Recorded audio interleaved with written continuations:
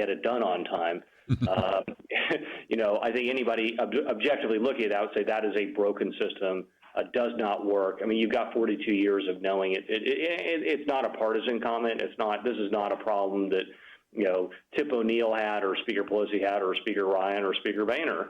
It is just a system that doesn't work. I mean, it's just a flat out doesn't work, has never worked, has led to a lot of dysfunction. And part of it is the spiraling deficits, right? So yes. You have an inability to handle the spiraling deficits as a direct result of a system that just doesn't work. It's very different from Texas. I mean, you've heard me talk about this before, but Texas has passed every budget on time since 1963. They do a single bill budget. They're very good at getting that done. It's hard. It's a lot of work to spend, to do a $200 billion budget, but they get it done every session, knock it out in 90, 100, or at the most 140 days. But they get it done, and just by comparison, they make the federal government look silly. And it's again, federal government's the only one that has these problems. But again, they're the only one that has a 13-bill system that just has never worked. Let's talk about some of the other issues as well, and that is, of course, we've had some of your fellow colleagues on this program recently, whether it's Jeff Leach or Matt Shaheen, or we had Senator Bob Hall, of course, we had Angela Paxton, and some of these others. You usually assume at some point in many budgets, not all, that you have what's called a zero-based budgeting rather than a baseline budgeting. And even in these cases where there is all this hue and cry about these cuts that the Trump administration are proposing in the 2020 budget, in many cases, these are cuts on the increase. And it seems to me only in Washington, D.C., that when you increase a budget, it's still considered a cut. That seems to be a problem, too. Yeah, it's certainly the language of saying, instead of growing at 3%, you're growing at 2%. That's a cut. Well, you've cut the growth rate. You haven't cut the total dollars. But that's just, look, people that are statists that want to see lots of government spending, and let's face it, the federal government is out of control, or government in our country is out of control. In 1900, 8% of U.S. GDP went to government. Today, it's 42% and climbing. And you are not free if you do not own what you make. And today, you do not own 42% of what you make in this country. The government is taking that from you. And the more government takes from us, the less freedom and control we have in our daily lives, and the more control government has. The more we have to go to Washington to ask for our money back, the more we have to go to the county courthouse to ask for our money back, the more we have to go to our city council meetings to ask for our money back, the more we have to go to the state house to ask for our money back. And that's just not right. I mean, the purpose of government is to protect our rights, not to control our lives. Let's, if we can, also talk about one other issue, and that is mandatory spending, discretionary spending. Sure. After you are off the air, we're going to be talking about the piece with Wesley J. Smith, who's been on the program many times before, Medicare for All, but that's just one example. Right. And that whether it's Medicare, Medicaid, Social Security, a variety of other issues, if we don't sometime soon address even what's called mandatory spending, eventually we have more expenses than we have even the possible tax revenues we can collect. True? Absolutely, and just to kind of so you've heard me talk about the 13 bill problem, right? So you got 13 bills to do your budget. That only addresses discretionary spending, right, which is for last year was in a $4.5 trillion federal government spending. 1.3 trillion was through the budgeting and appropriations process under the Budget Control Act. That 13 bill process is only for 1.3 trillion dollars. The other 3.2 trillion, so most all of the money that's spent, is on automatic pilot. So it's not even budgeted. There's no examination of it. And the problem is if you don't go through a budget process, you don't actually sit down and say, okay, last year we spent $100. Next year we're going to spend $102, or is it $103, $105, $99? You don't really have a sense of where the numbers are and how they line up. And so even the way that the legislation is drafted, and I've sat through and now read several hundred pages of these different budgeting bills, they're actually drafted in such a way that I literally have to look at my staff and say, well, what did we spend last year? Because unless you know what they spent last year, you don't have no sense of, is $10 billion for satellites? Was that $9 billion more or $10 billion less? You don't know. Just reading the bill itself, and I think that's by design. I mean, the appropriators send bills to the members that just are not designed for them to understand. And so it takes a lot of time and effort to figure out what the heck's going on and just into the way it's done. But going back to your original point, mandatory spending is the lion's share. It's $3.2 trillion Right. of the $4.5 trillion, and it's not budgeted. No one looks at it. And so because you're not looking at it, you're not figuring out that there are some very disturbing trends within particular programs because they're all on autopilot. Yes. Well, let's take a break. We'll continue our conversation for just a few more minutes with Congressman Van Taylor. By the way, if you'd like to join us, 1-800-351-1212, or just sit back and listen as we get into a couple of other issues in the federal government. We'll be right back.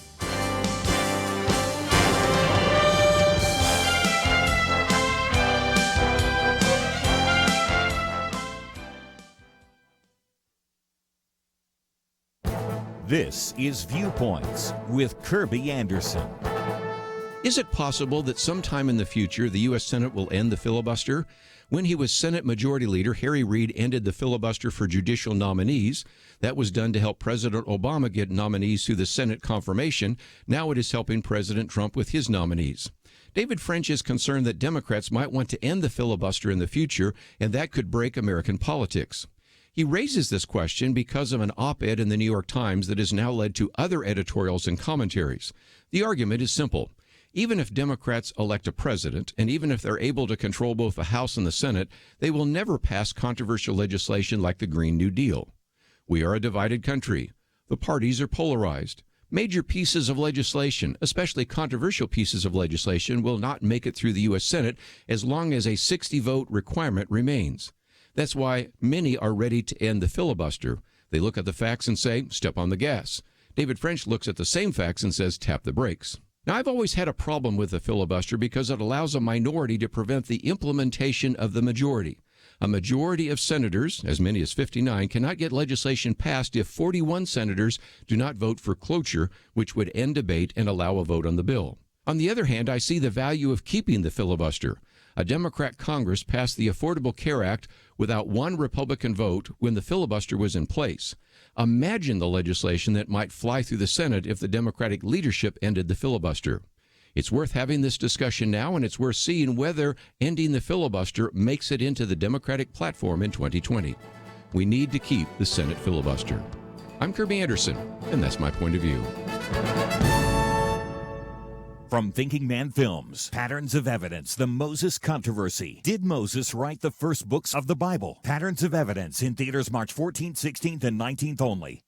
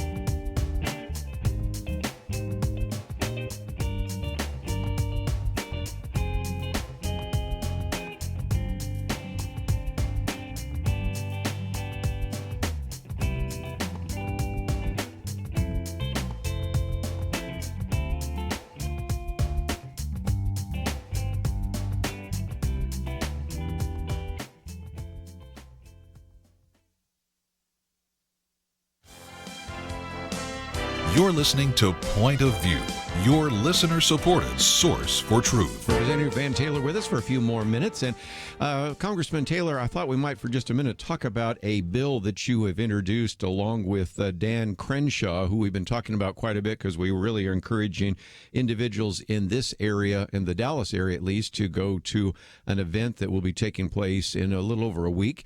And that will be where Dan Crenshaw will be speaking at the Lincoln Day dinner for Collin County. But I know that you, as well as he and a number of other individuals, have introduced the Full Military Honors Act. And as an individual that served in the Marine Corps and certainly have a great appreciation for the military, I thought we might mention that just for a moment, because we have a number of listeners that, of course, appreciate the military and probably would like to know a little bit more about that particular piece of legislation. Sure. That's a very simple idea that POWs and Congressional Medal of Honor winners who were enlisted will be able to be buried with full military honors at Arlington Cemetery. And so was proud to work, and Congressman Crenshaw and I are working on a bipartisan basis to get that done. So glad you brought that up. Very, very important to honor our veterans, and certainly those that received the Medal of Honor or were served as POWs should receive full military honors at Arlington.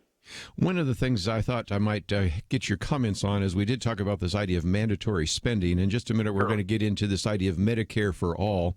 And that is, again, one of those issues where even if we didn't implement anything that some of the Democratic candidates running for the presidency are suggesting, whether it's the Green New Deal, Medicare for all, a guaranteed wage, even abolishing ICE and all the rest, we still have some significant problems because we have not provided the kind of funding necessary for some of these, quote, entitlement programs. And that's going to be an issue no matter who the next president is, no matter how Congress addresses these issues right now. And so what are your thoughts about what we could or should do? Well, and if I could, just to talk quickly about the Affordable Care Act and sort of what it has meant to the people that live in my district. As I knocked on doors last year, I knocked on a couple thousand doors running for Congress, and the number one complaint I got on the door was people who had their own private insurance that lost it as a result of the Affordable Care Act and were thrust in the Affordable Care Act exchange. And just to quantify that, if you're a family of 5 living in Plano, Texas, it's a $15,000 premium, $15,000 deductible, and a 60/40 copay. And that's just clearly unaffordable. Only the top 0.5% or something can begin to afford that, and so it's not affordable for the average American. And I would submit, the authors of the Affordable Care Act, I can't begin to imagine that they were intending to create a healthcare system that was unaffordable to Americans. As I've gone to my Democrat colleagues and said, look, we need to do something affordable, something that Americans can actually afford, because right now they cannot afford this. This is a broken system. It doesn't work. We do not have affordable care in this country.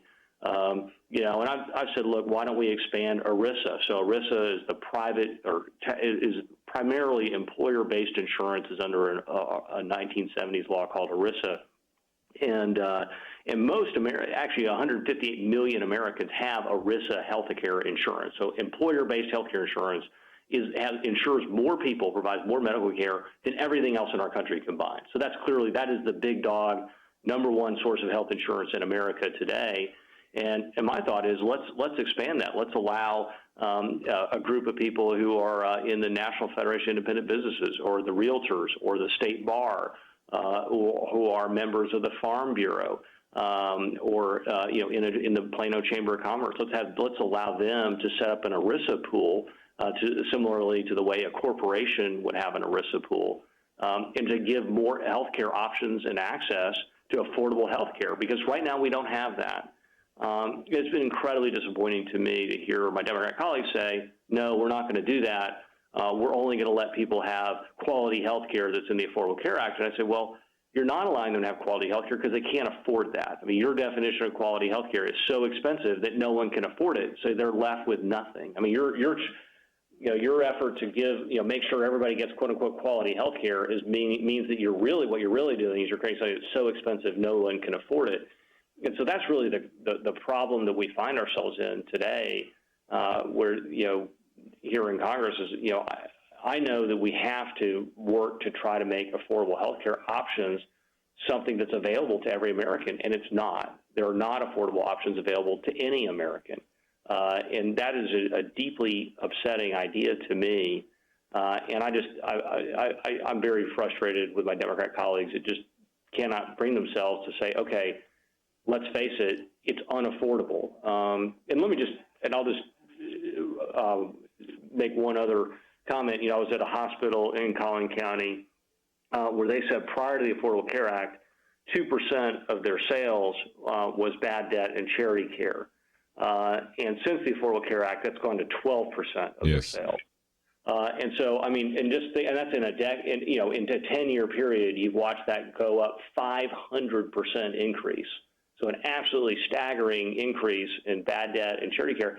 and it's a direct result of the Affordable Care Act because fewer people have coverage, and those that do have coverage have enormous deductibles. And that's because when they designed the system, they said, well, the premiums can only be only a certain number, and so the only way but your deductible could be anything the insurance company wants, so they have to charge enormous deductibles in order for the plan to pencil out on an actuarial basis. So so it's hurt and I'll point out to you that the people that are paying that 12% of charity care and bad debt, that's actually being foisted on the backs of the people that have employer-based health care insurance. That's right. Yeah, and we end up paying for it. Yeah. Yep. No. And so when the Affordable Care Act doesn't pay for something, it ends up, or a person can't afford to pay for something, then that care is paid for by the people that are paying for it. So you have a far more broken healthcare system today. At least speaking to my constituents, speaking to Collin County, the area that I know, it is far more broken today than it was before this.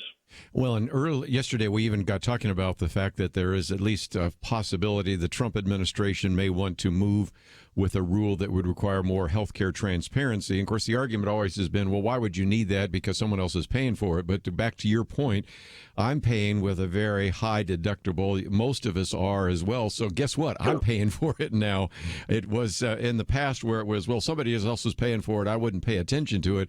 With these high deductibles, all of us are paying for it.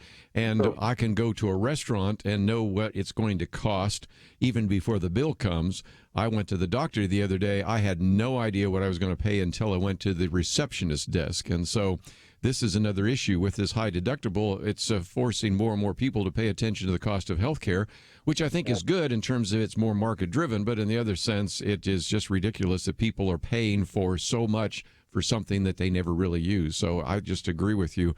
There are solutions, and we need to consider those. If people want to contact you and maybe find out a little bit more about some of the ideas you're proposing or for your constituents, we have a link to your website, and talk about what's available there, because most of the time people forget that they can go to their member of Congress and get a lot of services that you provide. Sure. So my job is to help people navigate through the federal government, and we have a lot of people that call and ask questions about immigration. And we're delighted to go and help with that. That's something that, that's my job. I have a 100% meeting policy, so every constituent that's ever asked to sit down and meet with me has gotten a one-on-one meeting, and as many as they want. I try to be completely available to the people that I work for, and that is the people of the 3rd Congressional District of Texas, and that is mostly Collin County. So something that I have coming up here in the near future on April 12th from 10 a.m. to 3 p.m. in my Plano, Texas office, and you can look it up, Van Taylor, U.S. House Representatives, and Google that and find me. Sure.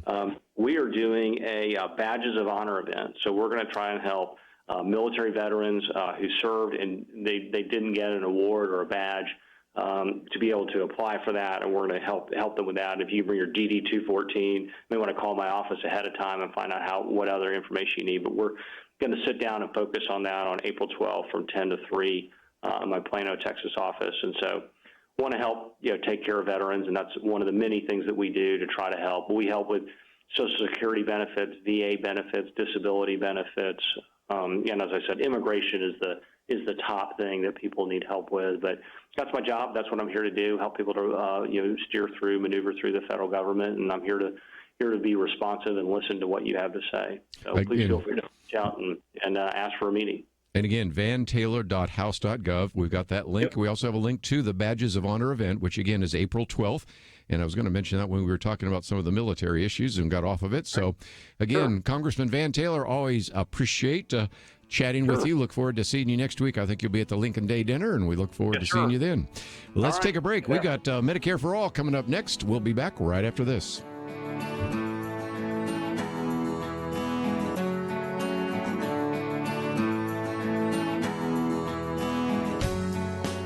The leader looked around the table, motioning to the older men. He said, "You're here to remind us how faithful God has been in the past. Now, you middle-aged guys, you keep us focused on what God is doing right now. Make sure we don't stop. And you younger guys, keep us looking forward. Imagine what God wants us to be doing in the years to come." There's a lot of wisdom there. We have to be thankful for the past, focused on the present, and mindful to plan for a great future. Many listeners have made bold moves to partner with Point of View Radio and accomplish great things for more than 45 years. But as we look around, we do see many positive things, and I think we can all admit there's a lot more to be done. It's time to think about your next bold move, what you can do to invest for our nation's future. Be thinking about that. If you have an answer now, don't wait.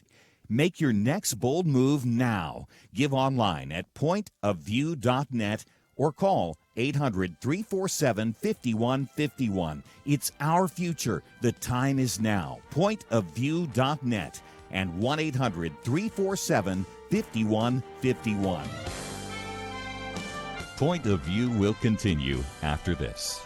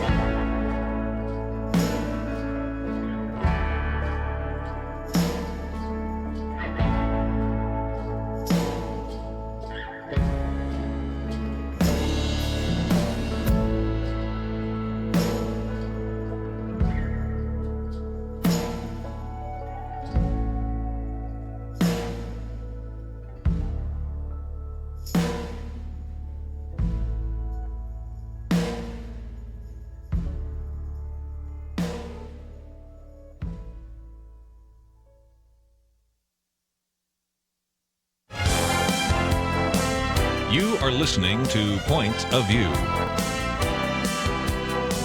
The opinions expressed on Point of View do not necessarily reflect the views of the management or staff of this station. And now, here again is Kerby Anderson. Might just give you a program note that in about a half an hour we're going to be talking about this new film coming out called Unplanned, and we're going to be talking with the writers and directors of that film. Of course, in the past we've talked about Abby Johnson. That is the story of her as the youngest clinic director for Planned Parenthood, who after seeing just a gruesome abortion said, "What am I doing?" and changed her mind, and has, of course, now been very instrumental in the pro-life movement, also instrumental in getting a number of other individuals out of Planned Parenthood. So the movie is coming out, and we're going to spend some time talking with them. I think you'll appreciate that as well. But before we do so, wanted to once again look at some of the proposals that are in the various forms and process of being developed. A lot of these ideas are being promoted right now by various individuals running for the presidency on the Democratic ticket. And again, for some of you saying, well, wait a minute, it's not even primary season yet. And again, I'll say it one more time. This time next year, the primaries will be over, essentially, because now they have front-loaded so many of the primaries. By this time next year, you will have had primaries in Texas, California, and, of course, a Super Tuesday that will pretty much decide who the Democratic nominee will be. So in some respects, this is a very different kind of presidential season. The first Democrat debate will be taking place in June. I've heard some now even say May. That will be interesting to see. So one of the issues, in addition to the Green New Deal, which we've talked about, is Medicare for All. Wesley J. Smith's been on the program with us a number of times. Just was on with us about 2 weeks ago. And he wrote this piece, which we've posted on the website at pointofview.net. It's worth reading, especially if you run into people saying, you know, I kind of like Medicare. What's wrong with giving Medicare for everyone? And the title of it is Medicare for All's Bitter Pill.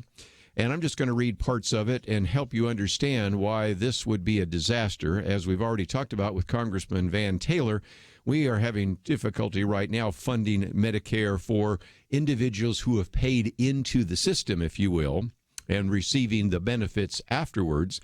In most cases, individuals have paid less into the system than they receive from benefits, and that's because we don't charge enough on the front end, and people are living longer than we expected. So when you look at things like, and I know people hate the term entitlement programs, but that's what they're called, Social Security, Medicare, most people end up getting more out of the system than they put into the system. And that, of course, isn't sustainable either. So then let's add all sorts of other people that haven't paid into the system and tell me that that's going to work. So I think Wesley J. Smith has done a very good job. He speaks quite often on the subject of medical ethics, and certainly this particular piece helps us understand. And he says Obamacare, or that would be the Affordable Care Act, has failed. He says there's no denying it anymore. The supposed signature achievement of the 44th president isn't just opposed by Republicans. The Affordable Care Act has now been jilted by most, or at least many Democrats who, like many of the, he says, modern-day Lotharios, have abandoned their once ardor for this idea of state insurance exchanges to pursue a single-payer health care plan. Now, what he says is some readers are yelling, well, that was the plan all along. Yes, but the stew is not fully cooked. I doubt President Obama and the Pelosi Congress of 2009 and 2010 planned for their party to move so radically this soon. Oh, well, with the burning hatred for everything Trump as the accelerant, and with the polling popularity Bernie Sanders' Medicare for All legislation of last year serving as justification, much of the Democratic Party, he says, now unapologetically embrace outright socialized medicine. Let me step back for just a minute. We have talked about this before with Dr. Merrill Matthews when he's been on the program, that just a few years ago, when Senator Bernie Sanders from Vermont would propose this idea, back then it wasn't called Medicare for All, but it's the same system. When he would propose it, he would be the only person standing at the podium proposing it. And there would be a few people in the media that would cover it. Last time he proposed this, he had 16 other U.S. senators behind him, almost every one of those individuals who was running as a nominee for the, as a candidate for to become the Democratic nominee for president. And so when you have 17 people in the U.S. Senate actually all Democrats proposing this, you can see that this has become something that has no longer been an outlier, no longer been something which just Bernie Sanders proposed, but which more and more Democrats are proposing. So, again, he takes us back to this. He says the newly filed 120-page Medicare for All Act of 2019 already has 106 co-sponsors, nearly half of the Democratic caucus. I've already mentioned what's in the Senate. That's also true in the House. And it seeks to yank America hard towards the port side, or towards the left of the political spectrum.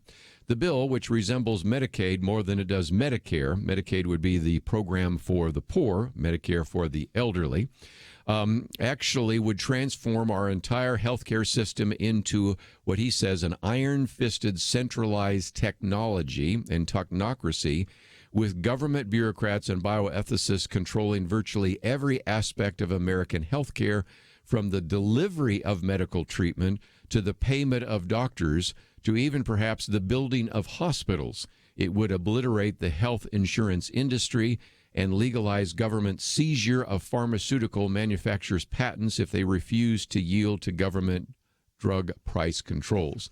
This is more draconian than I think most people know. You do a survey right now, don't care if it's a Rasmussen poll, whether it's Washington Post, CNN, whatever, and say, would you endorse Bernie Sanders' Medicare for All? You have a very significant number of individuals, a very high percentage of those, nearly a majority, that say yes. And the reason for that is it's a focused, tested kind of phrase. Medicare. Most people on Medicare feel pretty good about this. They have their problems, and they also go and get supplementary insurance and a variety of other things. So when you ask people like Medicare, generally people are favorable towards it. But this is not Medicare that is simply expanded to everyone else. This is Medicare that would actually have bureaucrats determining, for example, which surgeries you could receive, which ones you could not. Bioethicists to determine whether or not you even should get those tests. You might remember a couple of years ago they sat down and said, maybe we don't need a prostate exam, maybe we don't need breast examinations, maybe we don't need to pay for those kinds of things. And then back to the issue of the pharmaceuticals, they would have certain drugs listed on what's called the formulary, which you would actually be able to use. And if you wanted something else, at least in the private health insurance area, you could go and get it. This would be very different because these pharmaceutical manufacturers, if they did not agree with the drug price controls, their patent would revert to the federal government. You see the problems immediately. The innovation that has been taking place in America to produce and actually put on the market new innovative drugs would cease. There would be no profit motive in doing that. As a matter of fact, if they lose their patents, many of them probably would go out of business because they are dependent upon, when they receive that patent for an exclusive period of time, only they can sell that drug. And that helps them recoup the cost of producing the drug, because there were lots of tests, there were lots of studies, there were lots of drugs that then when they went through clinical trials failed, and only a small percentage of them make it out to the market, and that is the case. Well, let's go back to some of the things that Wesley J. Smith talks about, and we'll get into these after the break as well. His first point is that it would drown the country in red ink. True to its title, the bill promises comprehensive and encompassing free health care for everyone, including primary care, hospital and outpatient services, dental coverage, vision, audiology, women's reproductive health services. That would be abortion. You'd be paying for abortion for sure now. Long-term care, prescription drugs, mental health, substance abuse treatment, laboratory and diagnostic services, ambulatory services. The list goes on and on and on. And last year's version of the plan, which was put forward by Bernie Sanders, which didn't include coverage for dental and long care, was estimated to add $32 trillion over 10 years. And, of course, it is also irrelevant that the current Medicare, which is far more limited, is going to go broke in 2028. So it gives you a little bit of a sense of how, first of all, expensive it would be and how we simply don't have the money to pay for it. But when we come back from the break, I want to talk about some others, because even if you could figure out how to pay for it, and I don't think anybody's figured that out yet. Howard Schultz, call your office, because he was speaking about that the other day, South by Southwest. It will also affect you, because it would effectively create rationing. It would prevent the private payment for health coverage services, because that's kind of what you have in the British health service. And in some respects, doctors and hospitals would be government contractors. So there's a lot more to cover. And I just wanted to spend some time talking about it, because you're going to hear more about this out there on the campaign trail. Let's take a break. We'll continue our conversation right after this.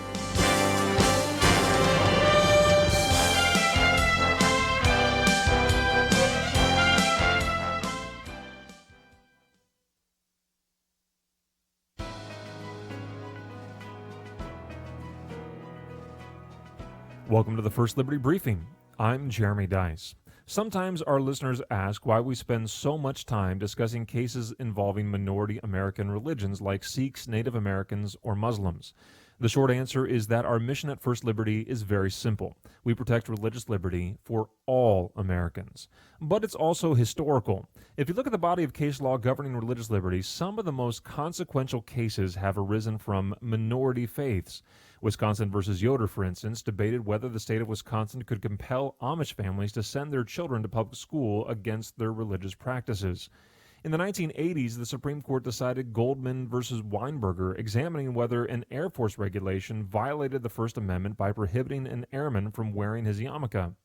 More recently, in Holt versus Hobbs, the Supreme Court examined whether a corrections system could present a compelling justification for allowing quarter-inch beards but prohibiting half-inch beards.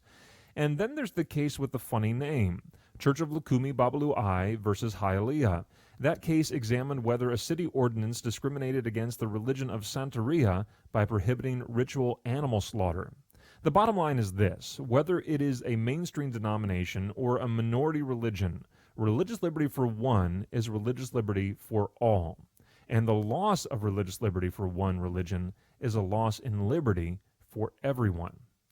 To learn how First Liberty is protecting religious liberty for all Americans, visit firstliberty.org. You can learn how to protect religious freedom in the workplace, public schools, your church, the military, and more by downloading First Liberty's free Religious Liberty Protection Kits at firstliberty.org. That's firstliberty.org. If you want hope for religious freedom, go to firstliberty.org.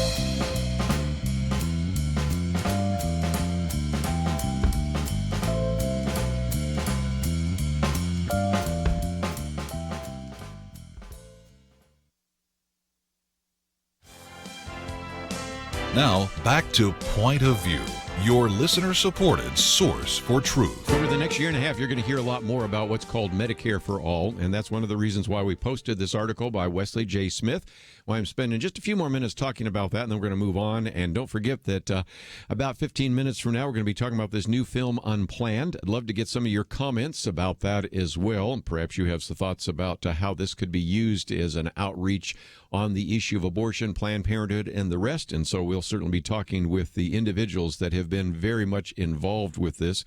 Chuck Konzelman, for example, Cary Solomon will be with us. Might also mention as a program note, in the next hour, that would be the 2 o'clock hour, Albert Reyes will be with us. Dr. Reyes is the 6th president and CEO of Buckner International, and certainly think very highly of that organization. So we'll spend some time getting into those issues as well. But let me come back real quickly and say that if you want to understand Medicare for All, recognize that it's not Medicare for all, it's more like Medicaid for all, or it's more like the British British health system. And the first point we talked about is how expensive it will be. But now the other illustrations I'm going to give you also help you understand how it will be very much like the British health system. And as I've said before, when you are sick in Great Britain or in Canada, and maybe you've got a cold or you've broken a bone, this is a pretty good system because you go in, you get fixed up, and you don't pay anything. Of course, you do pay with your taxes. But boy, if you need something else, if you need more extensive cancer treatment, a heart bypass, a kidney transplant, that's where it really hits you. And that's the second point he makes. In addition to the cost, there would be rationing. The bill creates a physician practice review board, and it has given the responsibility to, quote, assure quality, cost effectiveness, and fair reimbursements for physician-delivered items and services, unquote. And the term cost effectiveness is a code for rationing. That is, if you're young, productive, and it's not going to affect your ability to produce taxes for the government later on, there are going to most likely green light that particular surgery, that particular treatment. If you're older, already disabled, not necessarily going to be very cost effective, you're going to get the red light. And that, of course, is the key difference. And if you have ever talked with somebody that had tried to get maybe heart bypass, or even sometimes something as simple as a hip replacement in Canada or the United Kingdom, and because they were old enough, they were declined it, and they decided to come to this country to get the surgery, you can begin to see the problem, and that's exactly what would surface there. The other point that he makes in this is that private payment for covered health services would effectively be banned. The bill requires that all covered medical services be provided without any out-of-pocket cost to patients. The only fee to which a doctor, hospital, or other service provider would be entitled would be that paid by the government. So, as he puts it in a very blunt sort of way, kiss the health insurance industry goodbye. And this, I think, was well illustrated the other day when you had Senator Kamala Harris ask if indeed by supporting Medicare for all, whether that would end the health insurance industry. And she said yes. There was such a pushback. She said, well, wait a minute, I got to rethink that. So that, of course, is another key issue. Then another one would be the fact that doctors and hospitals would become government contractors. The state would not, strictly speaking, employ doctors directly, but doctors essentially would be, as he says, coerced into becoming government contractors by the requirement that they sign a participation agreement to be eligible to receive payments from the government.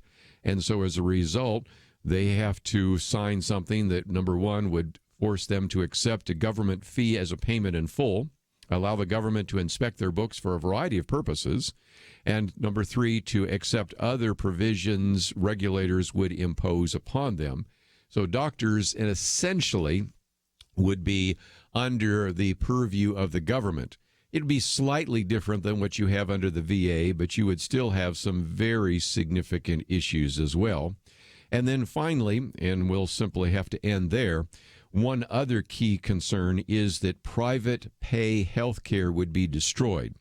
Because as Wesley J. Smith says, what about doctors who wish to operate like concierge services, which take place right now, where they accept cash directly from patients? Outside of a few non-covered fields, that would be like cosmetic surgery, he says, good luck.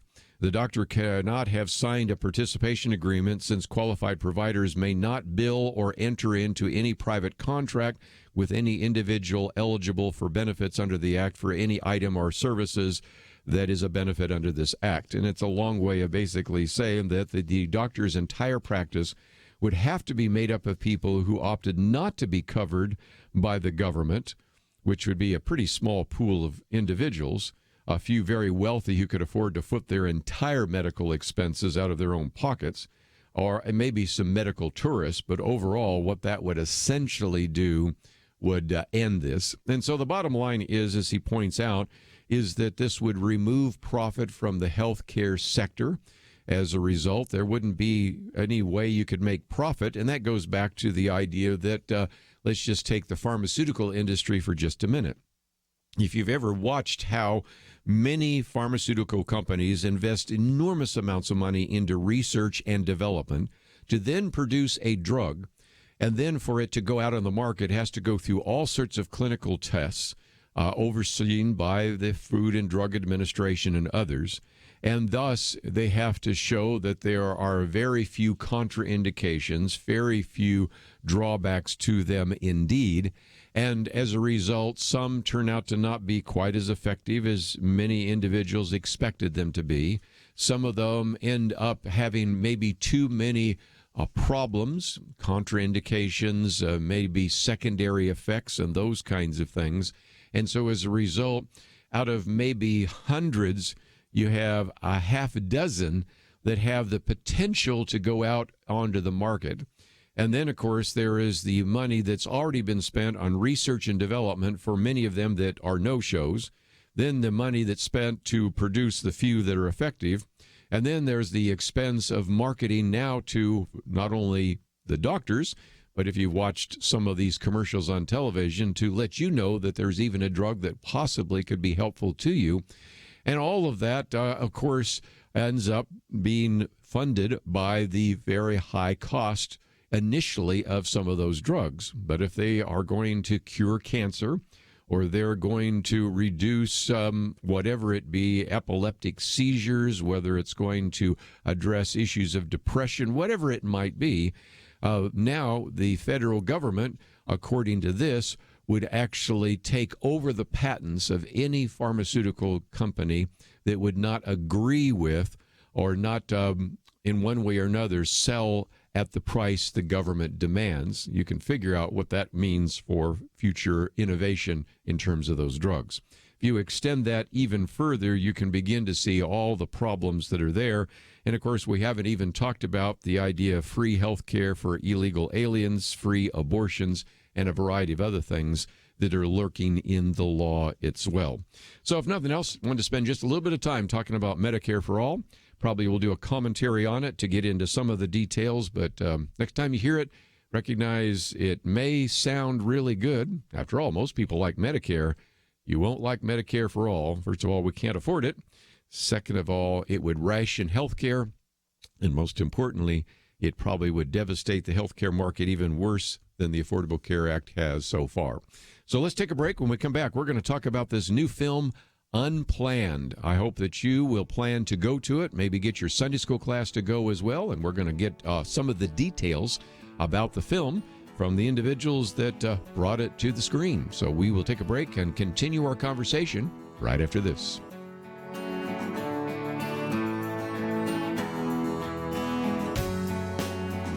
Why should you become a partner with Point of View Radio? Because for decades, this team has made a significant difference in lives and communities across the nation. Because America is dying for lack of biblical wisdom about life and culture. You should give because your gift will make possible cutting-edge information on issues that matter, information you won't hear anywhere else. Why? Because your gift will change lives, because you'll influence our culture with biblical truth, and because you can make a difference for the future. Our nation needs a truth team very badly. Support Point of View Radio today at pointofview.net. Click on Join the Truth Team and choose your level of support. Pointofview.net. Or call 800-347-5151, 800-347-5151, or mail that first donation to Point of View, Box 30, Dallas, Texas 75221, Box 30, Dallas 75221. Point of View will continue after this.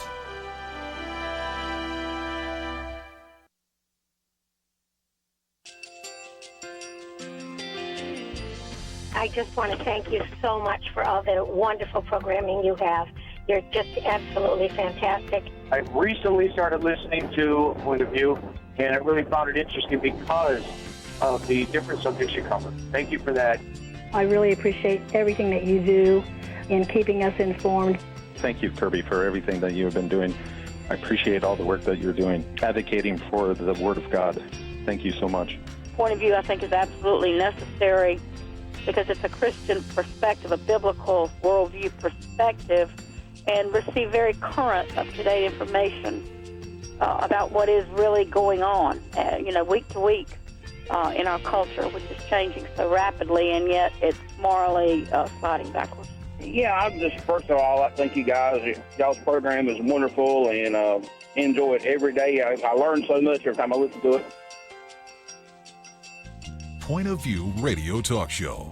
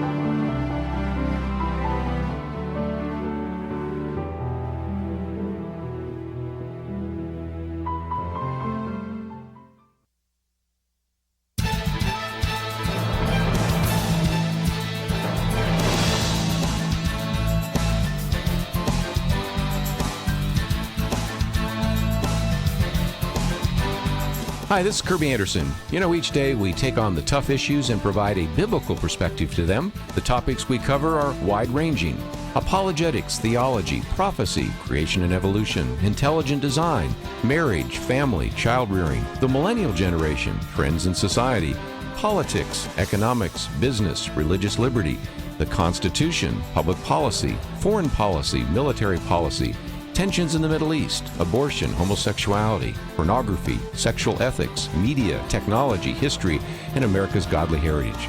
We talk about anything that affects your faith, your family, or your freedom. So don't go anywhere, because Point of View starts right now.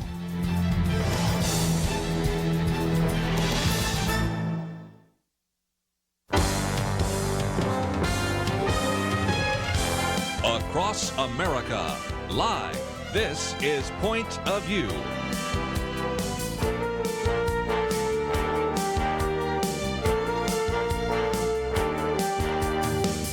And now, Kerby Anderson. Thank you for joining me today. A little bit later, we're going to be talking about one of the articles we've posted there, Medicare for All's Bitter Pill. Very good analysis by Wesley J. Smith of the 120-page bill, Medicare for All Act of 2019.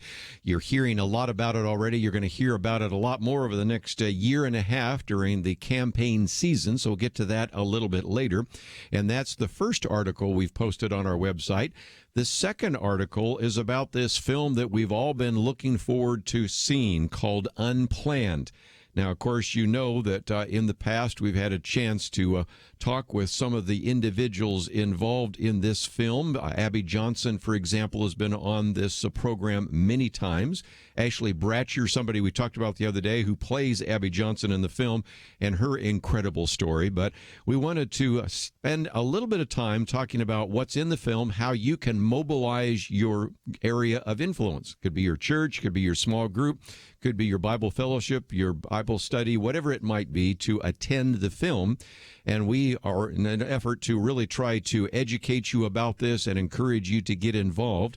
And, of course, this film is one that has been produced, written and directed by Chuck Konzelman and Cary Solomon. And Cary Solomon joins us now, has had about 15 years of experience in mainstream entertainment industry. He and Chuck have worked with Warner Brothers, Paramount, Sony, Columbia, 20th Century Fox, and others. You are familiar with some of the work that they've been involved with. If you've seen God's Not Dead or God's Not Dead 2 or What If, the Book of Daniel, some of those. So, Cary, I appreciate you being with us today here on Point of View. Thank you for having us. Let's, so we can, first of all, talk about this film. It is one that is going to, I think, make a profound impact on our society because it deals first with the issue of abortion, second with Planned Parenthood. And I know that Ashley Bratcher said she was warned that if you do this as an actress, it might significantly limit your opportunities to act in the future. She was ready to do it because she really had a conviction about this pro-life issue. But tell us some of the background buzz that's taking place right now as this film is about ready to hit the theaters. It's amazing. We've shown it across the country, probably to about 5,000 people. And I will say, I've been in the business about 30 years. And, you know, every movie that comes out, you're excited about, if you believe in it, obviously. And we do believe in our work. But I've never seen anything like this. This is the hand of the Lord. The timing is biblical. I've been telling people when I speak to them, we live in biblical times. We just don't realize it. You know, the apostles, when they went out, they had no idea they were going to become part of the greatest book in history, you know, that they become biblical stories. But this battle for abortion, either for or against it, is a biblical theme. You know, the way I look at it, the way Chuck looks at it is Moloch has risen again, and we are sacrificing our children on that altar. And, you know, it's got to stop.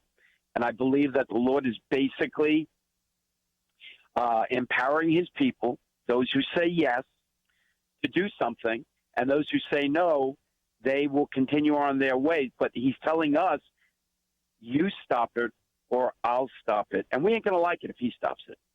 So there is an anointing on this. I will tell everyone that's listening, you've never seen anything like this. From my deepest part of my spirit and my soul, I could tell people about miraculous healing, women walking up to us out of nowhere on set when we were shooting in secret. No one knew we were there, and saying, I'm not going to have an abortion today because you're making this movie. I mean, just crazy things that have happened along the way. The Lord wants this to stop, and he's asking his children to do it. Cary Solomon with us, and if you want more information, first of all, of course, you can go to pointofview.net, and we have all the links, or you can just go to unplannedfilm.com. Let me, for just a minute, if we can, Cary, give people the story. Anybody's listened to Point of View probably has heard it, but it's worth mentioning again because we have new listeners all the time. But Abby Johnson, one of the youngest Planned Parenthood clinic directors in a clinic just kind of south of where we're broadcasting in the state of Texas, worked in a clinic in Texas for 8 years and became the community outreach director and a number of other things. Actually won an Employee of the Year award. Then she had to assist one of these abortions. And it's a bit gruesome, I might mention, but nevertheless, that changed everything. And so, of course, it features our 40 Days for Life people and the rest. And to illustrate your point, Cary, I would encourage all of our listeners to go to the website, and we have a link there, to go to the trailer, which is about 2.5 minutes long. Now, we normally, Cary, encourage people to watch the trailer. Then there's a share button on the upper right-hand corner and tell them to put it on their Facebook page or their Twitter page. I dare them to even try to make their way through the trailer without kind of tearing up, because even the trailer's pretty profound, isn't it? I believe so. That's why, you can feel the presence of the Lord all over everything here, because every word, everything, he's anointed. And so he's reaching out to his people. Every child on the face of the earth, every man and woman, he's calling. And so I think people will be profoundly affected in a multitude of ways. We've shown this to 5,000 people, give or take, across the country, and we have not had one. Now, this is mathematically impossible. We have not had one negative viewing. No one has said that it was bad, I didn't like it, it's not as good as they're saying. It's unbelievable.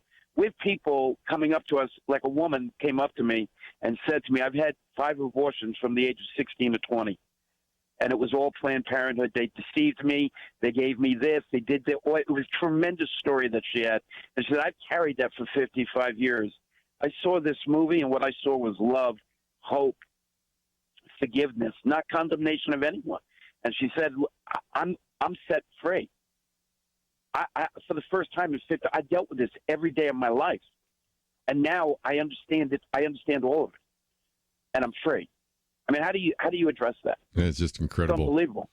Let's take a break. Yeah, let's take a break because we have one of those mandatory breaks coming up, and I want to carry on just for a little bit longer with Cary Solomon. And by the way, if you'd like to join us, maybe you have been familiar with this, maybe you've already seen the film or, of course, read the book. And, of course, we've had Abby Johnson on a couple of times, and maybe when we come back, we'll also talk about the story of Ashley Bratcher, who plays Abby Johnson. She's got a pretty powerful story herself, which we'll talk about in just a minute if you haven't heard that. But as we go to a break, this is a good time for you to find some of the information. Maybe even if you're near a computer, pull out, either go to pointofview.net or go to unplannedfilm.com, because when we come back, we're going to talk about how you can host a red carpet event. Some of the downloads that are available there, some of the other resources, how you can get tickets, how your organization could host a private showing. I know quite a number of you listening actually work at a pregnancy resource center. This could be a great opportunity for you to get some visibility in your community. So we're going to give you some ideas about how to promote this. And most importantly, we'll talk a little bit more about what is there and whether it's age appropriate for certain children. We'll get into all those details. So I hope you'll stay with us. And we are privileged to have with us Cary Solomon, and what an incredible opportunity we have as this film makes its way to the theaters. It will show up March 29th. Of course, some of you may see it earlier in some of these special showings. So we'll talk about how you can use this as an effective ministry tool. But we need to take a break. We'll continue our conversation right after this.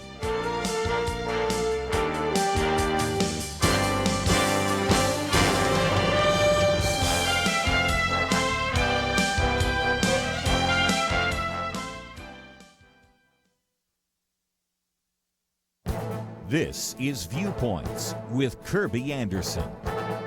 Is it possible that sometime in the future the U.S. Senate will end the filibuster? When he was Senate Majority Leader, Harry Reid ended the filibuster for judicial nominees.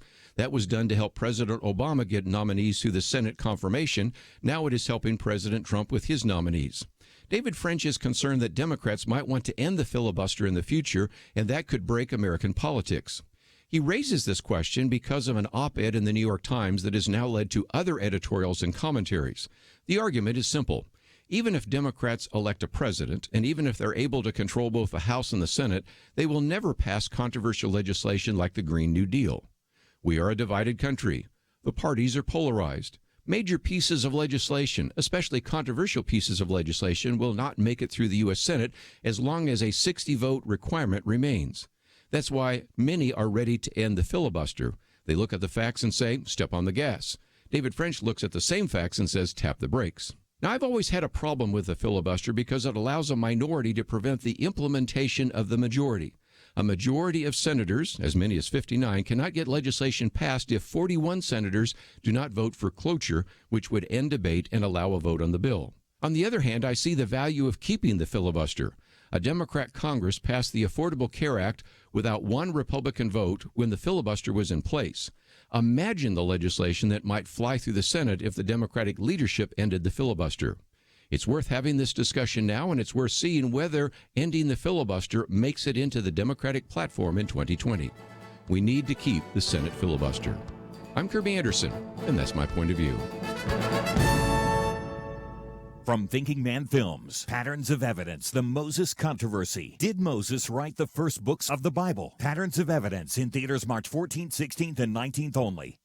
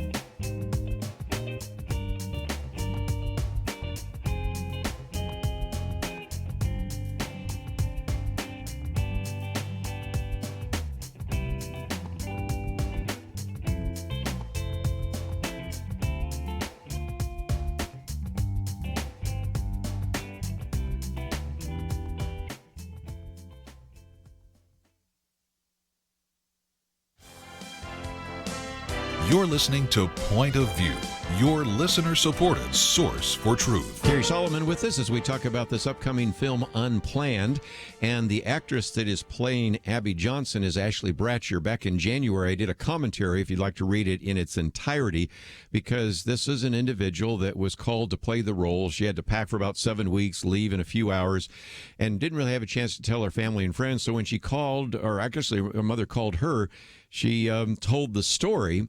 And this is when Ashley found out a little bit more, because when she was in high school, her mother had shared with her that she had had an abortion when she was 16. But then her mother actually said, I need to tell you something I've never told you before. I was going to abort you.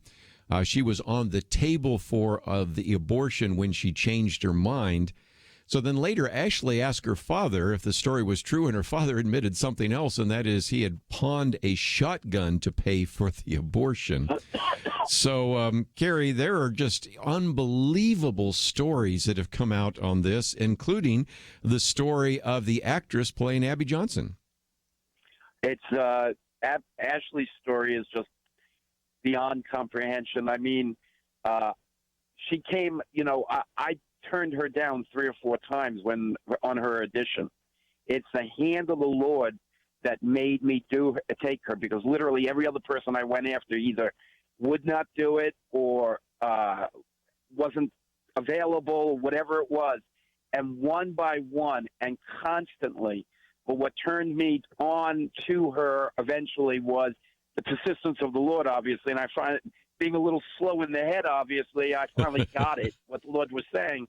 And it was the best thing we ever did. I mean, I honestly believe if she was not a Christian, and if this was not about abortion, she'd win the Academy Award. I mean, her performance is unbelievable. She was 10 seconds from being aborted, and now is about to become the face of the pro-life world. That's just incredible. It's unbelievable. And I will say, I told her when we hired her, I said, you know, they will come to destroy you. They will. You will not work again. And I went on because I wanted her to know what we're up against here. You know, we're facing Goliath, right? And she basically, without blinking, said to me, I love Jesus. We have to stop this. Wow. I'll do whatever I need to do. I don't care. And then she revealed to me also that 2 years beforehand, the Lord spoken to her and said, I have a mighty work for you to do, but you're not ready. But when you are ready, I'll come for you. Sure enough, she knew when this phone rang. She told me, this is my story to tell. Well, she tells it very well. I've seen, of course, the trailer, and, of course, you have shown it to a lot of our friends that have seen it in its entirety. And let's, if we can, kind of mobilize people because, Cary, one of the things we do is when a major film comes out, as a matter of fact, when some of the films that you've been involved with came out, God's Not Dead, God's Not Dead 2, and many of the other films from other various groups and industry, we always try to give people some ideas about what to do. Now, the first obvious one is to make sure that you're in that theater that first weekend, because that's a way to send signals to Hollywood and to other theaters that we want to see this film and we want it to be successful. But let's talk about what can happen, because, for example, we have a number of listeners who work in pregnancy resource centers or work with churches. They could actually host an event. Talk about what that might mean. Anybody can actually host an event. What happens is we have a number for people to call. And basically, it's on the website. And what it does is you book at a theater. And depending on the size of the theater, it's like $1,500, $2,000 in that area kind of thing. And what you can do is whoever pays for it gets a write-off. And what happens is you invite everyone you know. One of the things that's really great with pregnancy centers is, they need ultrasound machines. 90% of the women that see their baby on an ultrasound will never, ever, they do not abort their children. That's why Planned Parenthood never shows people their ultrasounds. So what we do is so if you're a pregnancy center, you can just go out, rent the theater, and then at the end of the showing say, look, we're fighting a good fight here, and they pass the popcorn buckets without popcorn in them. And they usually raise like $10,000, $15,000, and they go out and buy the ultrasound machine with that. So it's all part of the great battle that we're in. But you don't have to do that. A person can go and they can rent the theater and bring their friends or group sales. And, almost 2,000 theaters have already been pre-bought. And that's for the week of the 25th to the 29th. We open the 29th. But on Monday, Tuesday, Wednesday, and Thursday, they can, get a theater that they can rent out and invite everyone they know. And that's a great way to help us, because the first weekend is when they're going to try and kill us. If we don't do well on the first weekend, they will use that as an excuse to kick us out of the theaters. That's a new technique they're using. They did that to Gosnell. It was inappropriate because Gosnell did make it made some money, not incredible amounts, but it was certainly not worthy of being kicked out of the theaters. So the first weekend is very important. And of course, please pray for us, because this is a great battle. Let's talk about some of the downloads, because you have some downloadable memes, you have a downloadable trailer, bookmarks, movie stills, posters. Again, for some of our listeners who are pastors, Sunday school leaders, Bible fellowship leaders, small group leaders, or maybe individuals working in clinics or other places, this would be a way in which they could possibly host a red carpet event or get some publicity out and turn out as many of their like-minded individuals as possible. So that's just another resource that's available on your website, isn't it? Yes, absolutely. Unplanned.com or unplannedfilm.com, either place you can go to the same site or go to the same place. I mean, there's all kinds of stuff in there. We're totally supportive of the pro-life world, and we have all kinds of stuff that people, if they're interested in it. We have a 30-minute behind-the-scenes on there. We have different trailers for the Spanish market, for the Spanish Latin-speaking market. We've done everything in Spanish as well. We have a Spanish website. Everything's in Spanish. All the memes, everything is there. We intend to basically take this around the world, and we are already getting phone calls from all over the world, even from Muslim countries. Unbelievable. Yes. Singapore and Australia or Japan. It's incredible. Let's see what we can just before I let you go, because I know you've got a lot of other interviews you'll be doing. But again, there is a way in which you can host a red carpet. There are ways you can get tickets. There are the various downloads. You mentioned Spanish. I was going to mention that a minute ago because, again, some of my books are coming out in Spanish, and I recognize how that reaches an entire audience, not only here, but, of course, in Latin America, and then all sorts of resources. But what would you say as we're going to wind down this particular interview that we can do? Because we want individuals to show up that first weekend. We want them to bring as many of their friends as possible. And it seems to me that you could take the trailer or some of these other things, put them on your Facebook, invite people to come with you, and let's fill out the theaters. But what other kinds of action items would you give us just before I let you go? Trey, come to the theater if you're by yourself or with your husband, your wife, whatever. Do group sales, rent out a theater. That would be great. Support us, social media, talk about. We're only going to get one chance to do this. This is an unusual and tremendously powerful story. And I promise you, no one will be disappointed in this. And the reaction, word of mouth wide, is just going across America like wildfire. And I mean, it's unbelievable.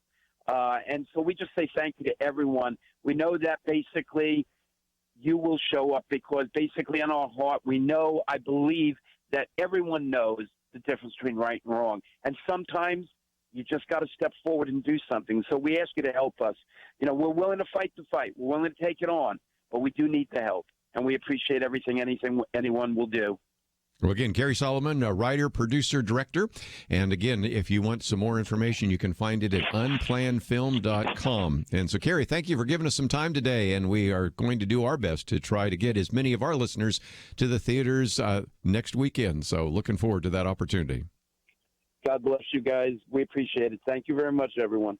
Going to take a break, and when we come back, I will take some phone calls. Maybe some of you have some comments about the book or the movie Unplanned, or about Planned Parenthood. If you'd like to join us, that is the case. But I also wanted to spend just a little bit of time, if I can, in the short amount of time we have before our next interview, to educate you about this issue of Medicare for All. And the piece that we've posted, it's the first article, is Medicare for All's Bitter Pill. Wesley Smith, who's been on the program with us before, is a medical ethicist and really understands some of those issues, has taken the time to read through the Medicare for All Act of 2019. You're going to hear a lot about this, and just as we have in the past done a little bit of a critique of the Green New Deal, I want to also do a little bit of a critique of Medicare for All, because it's going to be something you're going to be hearing about during the presidential campaign and congressional campaigns. And I think it's really important for you to know a little bit more about it. So that's the first article. Second one is, of course, a link to the movie Unplanned. All that coming up right after this. Here's some great news. If you missed the deadline to sign up for health insurance, or more importantly, if you sign up for a plan that you're just not happy with, you still have a choice. It's called Medi-Share, and Medi-Share is a Christian healthcare sharing program. It's been around for 25 years. They have more than 400,000 members now around the country. And get this, over the years, Medi-Share members have shared more than $2 billion of each other's medical bills, so they could help share your needs too. And best of all, you could save a lot of money with Medi-Share. The typical savings for a family is around $500 a month. Your savings could be more or less, but think about what you could do with that extra money every month. So if you think you're stuck with a high-cost health plan that doesn't have much to offer, think again. You can join Medi-Share anytime, so call them today and check it out. There's no pressure. They're super easy to talk to. 855-90-BIBLE. That's 855-90-BIBLE. 855-90-BIBLE. It takes a team to win. Be part of Point of View's Truth Team and bring truth and healing to America. Go to pointofview.net/team, pointofview.net/team, and 800-347-5151. Point of View will continue after this.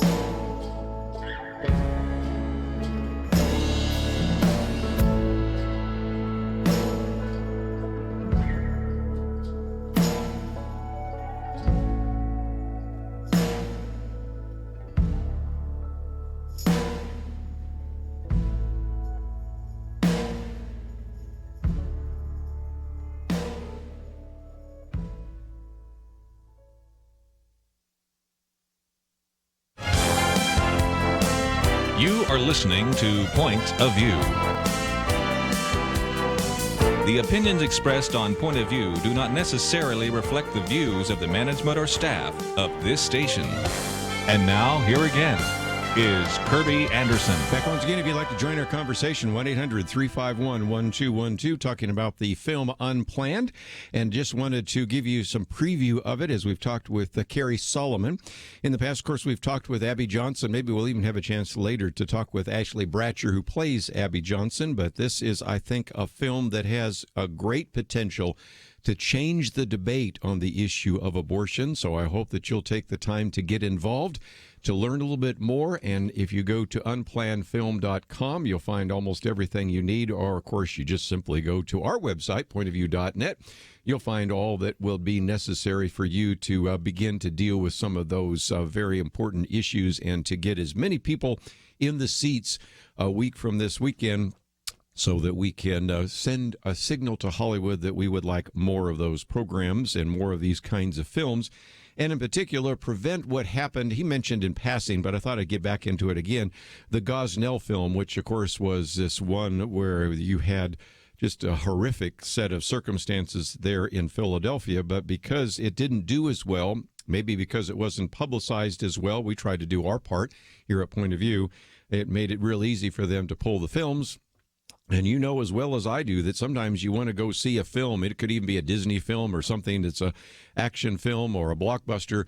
Only lasts in some of these theaters for a couple of weeks, and if people don't turn out, they move on to something else. So again, there's a lot of competition for those screens, and I hope that in this particular case, Unplanned does as well as we expect it to. And again, to have these individuals involved with this that have done other films like God's Not Dead and God's Not Dead 2 and a variety of others, I think we have it in good hands, so we'll see how it plays out. And again, information about that on our website. Just before the top of the hour, wanted to take a little bit of time going through this idea of Medicare for all. You're going to hear this time and time again. And Medicare for all, of course, is something that's been in the news, and I think it is a focus-driven kind of phrase because it is one that most people tend to like. You've asked people that are in Medicare, do you like it? Most people say yes. I mean, everybody has some problems, but Medicare for all works because guess what? People that are receiving Medicare probably paid into it. And, of course, there are certain limitations to it, and people sort of expect that. But this idea of taking it to become Medicare for all, first of all, is, I think, very deceptive, as you will find out in just a minute, because Wesley J. Smith spends some time going through the 120-page bill that has been introduced. And what you're going to find very quickly is that it does a lot more than Medicare ever did. It's really basically something that will give you a single-payer plan. And so we want to go through some of that real quickly. And it starts with him talking about the fact that the Affordable Care Act, Medicare Affordable Care Act or Affordable Care Act has actually failed. No denying that. And so as a result, now there are people pushing towards a single-payer plan. Now, what's kind of interesting about that is a lot of people, as he points out, are yelling, well, that was the plan all along. Well, it was happening a lot faster than they thought it was going to happen, for sure. And so as a result, this is why you have this push for Medicare for All Act of 2019. 9 points if you want to actually write them down. But again, you can go to our website, pointofview.net, and find each one of those. But the first point that he makes is that it would drown the country in red ink. He says, true to the title, the bill promises comprehensive and encompassing free health care for everyone, including, and he goes through this very long list of primary care, hospital and outpatient services, dental coverage, vision, audiology, women's reproductive health services, that of course is abortion, long-term care, prescription drugs, on and on and on and on and on. And it's just an incredibly long list of everything that will be covered. Well, Wesley Smith points out that last year's version of the plan authored by Bernie Sanders, which did not include coverage for dental and long-term care, was still estimated to add to the budget $32 trillion over 10 years, which is not exactly irrelevant when you also have to recognize that unless we change some of the things that are happening right now, Medicare itself could go broke by 2028, and that's probably an optimistic number. So first of all, it's going to be very expensive. The argument that we always hear is well, they'll reduce some of the competition, some of the advertising, and there will be some benefits. But people that look at this with a lot more intense perspective than you and I still conclude that it would cost trillions of dollars more than what we're spending right now. So the first issue is to recognize that we probably just can't afford it. And this is not something that is begun to be ignored by some candidates. Howard Schultz, who is right now talking as if he will run as an independent, who is, of course, the former CEO of Starbucks, pointed out when he was at South by Southwest that, we really shouldn't even begin to think about adding more expenses when we are already $22 trillion in debt. Mark Stein's been on the program with us before. He uses a great illustration. It's not that America is broke. America is $22 trillion past broke. If somebody were to say you're broke, that means you have no money in the bank. But if somebody were to say, well, you're past broke, and that is you have no money in the bank and you owe, say, a credit card company or maybe an employer or whatever, millions of dollars, you'd say, well, you're millions of dollars past broke. And that's where we are as the federal government. And so, first of all, can we afford it? The answer is no. Number two, he says there would be rationing because there is what is called a physician practice review board that would assure quality, cost effectiveness, reimbursements, and all the rest. Well, cost effectiveness is a code for rationing. That is, if you want to understand this, look at Canada. Look at the United Kingdom. Look at the British health system. If you're young, you break your arm, they're glad to heal that and fix that and no cost to you whatsoever. If you instead need a kidney bypass, heart bypass, you need kidney replacement, you need a knee replacement, and you're over the age of 60, probably not going to be available because it's not cost effective. So rationing would be another aspect of this as well. Number three, he says that private payment for covered health services would effectively be banned because, again, the bill requires that all covered medical services be provided without any out-of-pocket cost to patients. In other words, the only person getting paid, doctors, hospitals, service providers, they're getting paid by the government. So it's, again, a single-payer plan. And so he says, kiss the health insurance industry goodbye.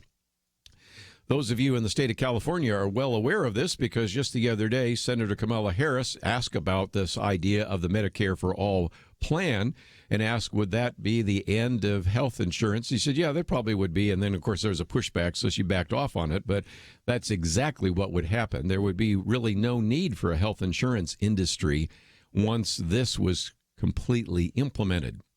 Fourth point, doctors and hospitals would effectively become government contractors. Okay, strictly speaking, not. But here's the issue. Doctors and government contractors would sign what's called a participation agreement, which means that they would they'd be willing to accept the government fee as payment in full. They couldn't get partial payment there and somewhere else. It also would allow the government to inspect their books and check how they are administrating the program. And also, it would mean that they would also accept other provisions that the regulators would impose later on, which we, of course, saw with the Affordable Care Act being one of those issues as well. So this would be something that would significantly limit what a doctor or a hospital could do. And the fifth, and we'll get the rest of them after the break, would be that private pay health care would be destroyed. Because one of the questions Wesley J. Smith asked is, what about doctors who wish to operate what are called the concierge practices? That's where they accept cash directly from patients. Well, except for a few of these sort of non-covered fields, that'd be like cosmetic surgery, he says, good luck.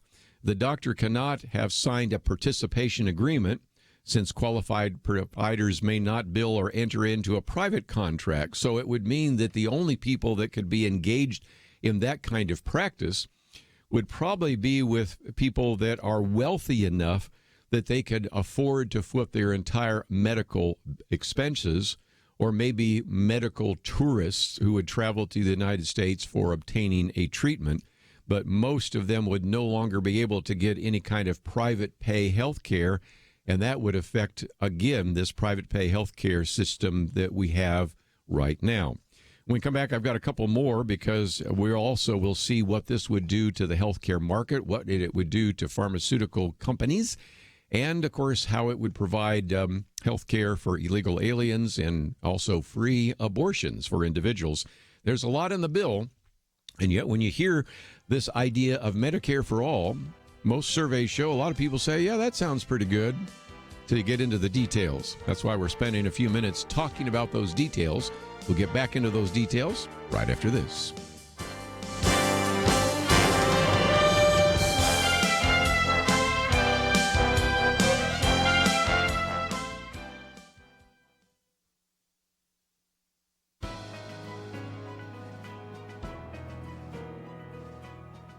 Welcome to the First Liberty Briefing. I'm Jeremy Dice. Sometimes our listeners ask why we spend so much time discussing cases involving minority American religions like Sikhs, Native Americans, or Muslims. The short answer is that our mission at First Liberty is very simple. We protect religious liberty for all Americans. But it's also historical. If you look at the body of case law governing religious liberty, some of the most consequential cases have arisen from minority faiths. Wisconsin versus Yoder, for instance, debated whether the state of Wisconsin could compel Amish families to send their children to public school against their religious practices. In the 1980s, the Supreme Court decided Goldman versus Weinberger, examining whether an Air Force regulation violated the First Amendment by prohibiting an airman from wearing his yarmulke. More recently, in Holt versus Hobbs, the Supreme Court examined whether a corrections system could present a compelling justification for allowing quarter-inch beards but prohibiting half-inch beards. And then there's the case with the funny name, Church of Lukumi Babalu I versus Hialeah. That case examined whether a city ordinance discriminated against the religion of Santeria by prohibiting ritual animal slaughter. The bottom line is this: whether it is a mainstream denomination or a minority religion, religious liberty for one is religious liberty for all. And the loss of religious liberty for one religion is a loss in liberty for everyone. To learn how First Liberty is protecting religious liberty for all Americans, visit firstliberty.org. You can learn how to protect religious freedom in the workplace, public schools, your church, the military, and more by downloading First Liberty's free Religious Liberty Protection Kits at firstliberty.org. That's firstliberty.org. If you want hope for religious freedom, go to firstliberty.org.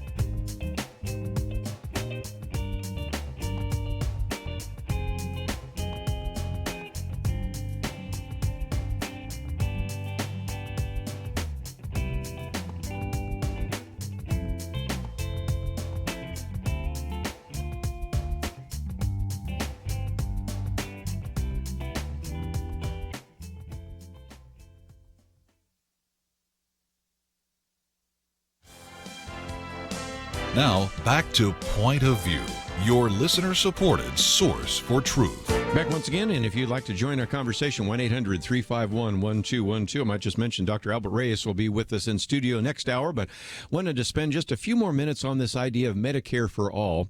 And I do appreciate the work that has been done by Wesley J. Smith, because he has had a chance to look through that bill and really help us understand what is there. It's not any real surprise, and there may be some of you that say, well, why are you even taking the time to cover it?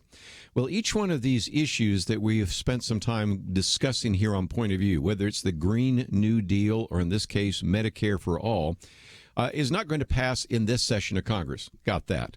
But let's, for just a minute, recognize that it has 106 co-sponsors already. It also has been something that was an outlier just a few years ago and now has become mainstream. And the best way to illustrate that is to point out, as Dr. Merrill Matthews pointed out on this program recently, that a few years ago when Bernie Sanders would introduce a program, which at that time was not called Medicare for All, but it's the same program, he was the only one standing at the podium. Last time when he introduced it, there were 16 other U.S. senators standing behind him. 17 senators, all Democrats, in the U.S. Senate actually have signed on in one way or another to Medicare for All. You may say, well, that's still not a majority, but after this next election, it might. And as my commentary today points out, we do have a filibuster in the Senate, but one of the things Democrats are talking about is doing away with the filibuster. Now, if you recognize that the Affordable Care Act was completely passed, both the House and the Senate, without one Republican vote, you could see how something like this could pass again without one Republican vote, especially if you don't have a filibuster. So this is why you have to pay attention to some of these issues, and we were going to be hearing lots about this. Most of those individuals running on the Democratic ticket as candidates wanting to actually achieve the Democratic nomination for president are going to be proposing this, and you need to understand what it entails. Well, as I've already shared with you, we've looked at just a couple of the issues here, and that is the fact that it would be very expensive. There would be rationing. In a sense, it would turn doctors and hospitals into government contractors. But just a couple more real quickly. Number 6, the bill seeks to remove profit from the health care sector. The bill says it is the sense of Congress that tens of millions of people in the United States do not receive health care services, while billions of dollars that could be spent on providing health care are diverted to profit. And it's the idea that profit is a bad idea. Well, again, if you are convinced that profit is evil, and you are convinced that the free enterprise system is evil, and we need to go to socialism, you can see very quickly that this idea of profit is something that is attacked directly in the act. And so, again, the question you have to ask yourself is how many doctors are going to want to do something when they can't even pay for their bills and make enough profit to support their staff and themselves? So that's a big issue, which gets even more significant when you come to point number 7, and that is the government could steal pharmaceutical patents. Understand that when pharmaceutical companies produce a drug and put it on the market, they have spent years, in many cases decades, producing first in research and then in development a number of drugs. Then they go through clinical trials overseen by the Food and Drug Administration. Some of them then have a number of negative effects, secondary effects, contraindications. So only a very small percentage of those even make it to the market. They spend all this money for this one drug, and then, of course, they have to spend all the money for the marketing of it.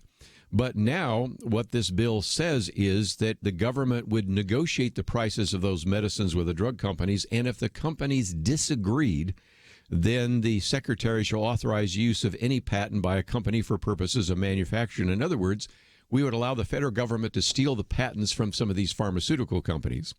Well, you can do the math. You can figure this out real quickly. If there's no incentive to even make back your money, much less make a profit, why are you going to do any more innovation to produce some of these life-saving drugs? So you can see the implications that that would have. And that brings me to my 2 last points. Number 8, illegal aliens would receive free health care because every individual who is a resident of the United States is entitled to benefits for health care under this act. And, of course, they would then be considered residents even if they were not citizens. And so this is written in such a way to make sure that anyone would receive access to free health care. And, of course, if you think it's free, just imagine how expensive it's going to be. And number 9, women would receive free abortions. Currently, the Hyde Amendment prohibits federal funding of abortion, but this particular Medicare for All Act actually would invalidate that. It would actually, in effect of the date of the enactment of this act, restrict the use of federal funds. It would no longer allow that to take place. and thus lead towards free abortions for all individuals. So that's just a brief summary of this whole idea of Medicare for all. And underscoring all of this is this belief that health care is a right. And we talked about this yesterday. I've got a commentary coming out 2 days from now in which I take that on, because the justification that comes from people like Bernie Sanders and others is that health care is a right. And I argue in my commentary, and you can read it as it comes out, that first of all, it's not a right as we've understood rights in the past. When you read, for example, in the Declaration of Independence that we have an unalienable right to life, liberty, and the pursuit of happiness, it doesn't mean that people have to give us life or make us happy. It's understood as a negative right. You know, you have a right not to be killed. You have a right not to lose your liberties. But now what is being proposed by the left are what you call positive rights. You have a right to housing. You have a right to health care. You have a right to free college education. And that's fundamentally different. But even if you believe that those should be called rights as well, you've got another problem. And that is, how do you have a right to something that is economically scarce? As I point out in my commentary, you know, how does everyone have a right to kidney dialysis when we don't have enough kidney dialysis machines? How do you have a right to a doctor when there are more people that want a personal physician than we have doctors to go around? So if nothing else, saying that health care is not a right doesn't mean we shouldn't do the best we can to actually focus on the importance of health care. Actually, just the opposite. As you've just heard me talk about, if indeed we believe that individuals deserve quality health care, we shouldn't implement something like Medicare for all or leave it to bureaucrats to determine what kind of health care you should have and what kind of drugs you should have access to. I think the free market has done a much better job of that, and we need to go back to something that allows you to make decisions with your doctor's advice on how you should pursue various kinds of treatments and the kinds of drugs and treatments that you should have available to you. Anyway, I did want to spend some time talking about this idea of Medicare for all. It is a piece that we've posted, and you're going to hear more about it over the next presidential campaign, which essentially has already begun. And so that's why we've posted that, along with some of the other articles we've posted on the Green New Deal. But let's take a break. When we come back, we're going to spend some time talking with our friend Dr. Albert Reyes, who is the president and CEO of Buckner International. But if you just joined us, let me just mention that we have spent a little bit of time in this first half of this hour talking about the film coming out called Unplanned. And if you have interest in that, and I hope that you do, and if you'd like to use that maybe even as a fundraiser for a particular organization that you're associated with, let me encourage you to go to unplannedfilm.com or simply go to pointofview.net. We need to get as many Christians and as many listeners in the seats a week from this weekend, and I hope that you'll take the time to support Unplanned and to use that as an outreach to really promote the pro-life message. Let's take a break. We have a lot more to cover, and we will do so right after this. Question: do you have a health insurance plan you are not happy with? Well, Bethany and Jason thought they were stuck. Their plan just kept getting more expensive, and Bethany's favorite doctor didn't even take that plan anymore. And then some friends at church told them about MediShare. With our previous insurance, we were paying $1,200 a month. With MediShare, we now pay around $600 a month. Yes, they're paying $600 less per month, and that's a pretty typical savings with MediShare. And they actually like MediShare more. I was able to go back to my original doctor that I absolutely loved, and it's just been an absolutely beautiful thing being a part of MediShare. Yeah, so they pay a lot less, and they like it more. No wonder MediShare is growing so fast. Find out more. They're super easy to talk to. All you have to do is call 855-90-BIBLE. That's 855-90-BIBLE. 855-90-BIBLE. It takes a team to win. Be part of Point of View's Truth Team and bring truth and healing to America. Go to pointofview.net/team, pointofview.net/team, and 800-347-5151. Point of View will continue after this.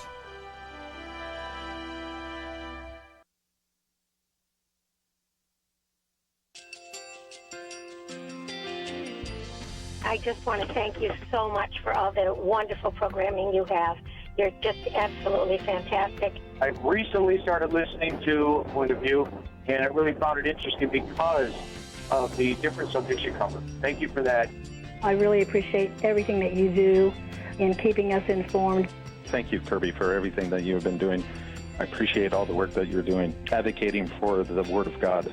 Thank you so much. Point of View, I think, is absolutely necessary because it's a Christian perspective, a biblical worldview perspective, and receive very current, up-to-date information about what is really going on, week to week in our culture, which is changing so rapidly, and yet it's morally sliding backwards. Yeah, I'm just, first of all, I thank you guys. Y'all's program is wonderful, and enjoy it every day. I learn so much every time I listen to it. Point of View Radio Talk Show.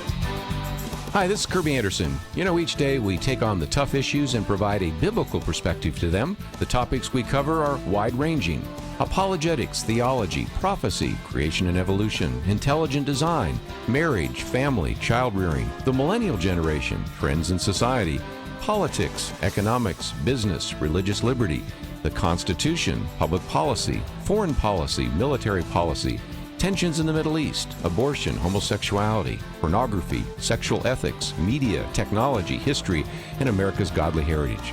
We talk about anything that affects your faith, your family, or your freedom.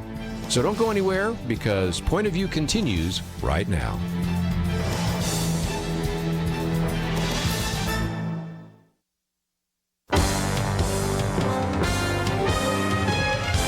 Across America, live. This is Point of View.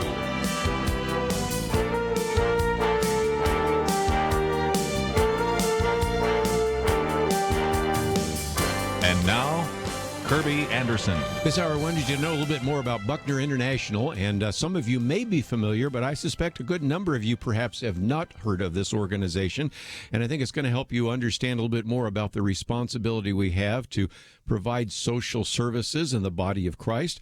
And so we bring back to the microphone Dr. Albert Reyes, who is the 6th president and CEO of Buckner International.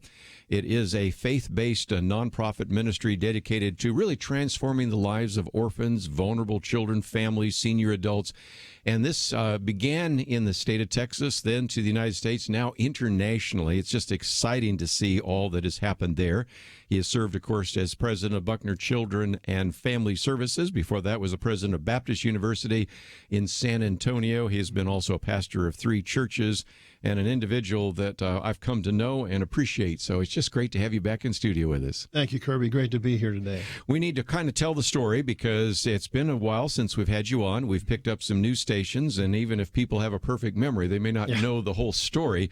Right. And the legacy of Buckner is all the way back to really the 19th century, which is really exciting. Can you share some of that? Sure. For us? It goes back to the Civil War. R.C. Buckner was a pastor from Tennessee who also pastored in Kentucky, and in 1859 he crossed the Texas state line. A man was running for governor that year by the name of General Sam Houston. Sam Houston became governor, and R.C. Buckner crossed in, came to Paris, Texas.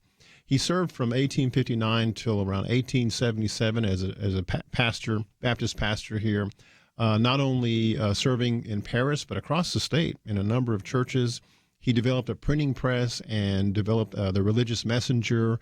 That would be the equivalent of the internet these days, and put the word out in a regular column. He wrote about the plight of the orphans because he saw moms and dads, or the dads, go off to fight in the Civil War. Texas was in the Confederacy back then, and a lot of dads didn't come back. So he saw moms become widows, and then children become orphans if their mom didn't survive. And being a single mom back in the 19th century was a lot more difficult than it is, even if it's tough today.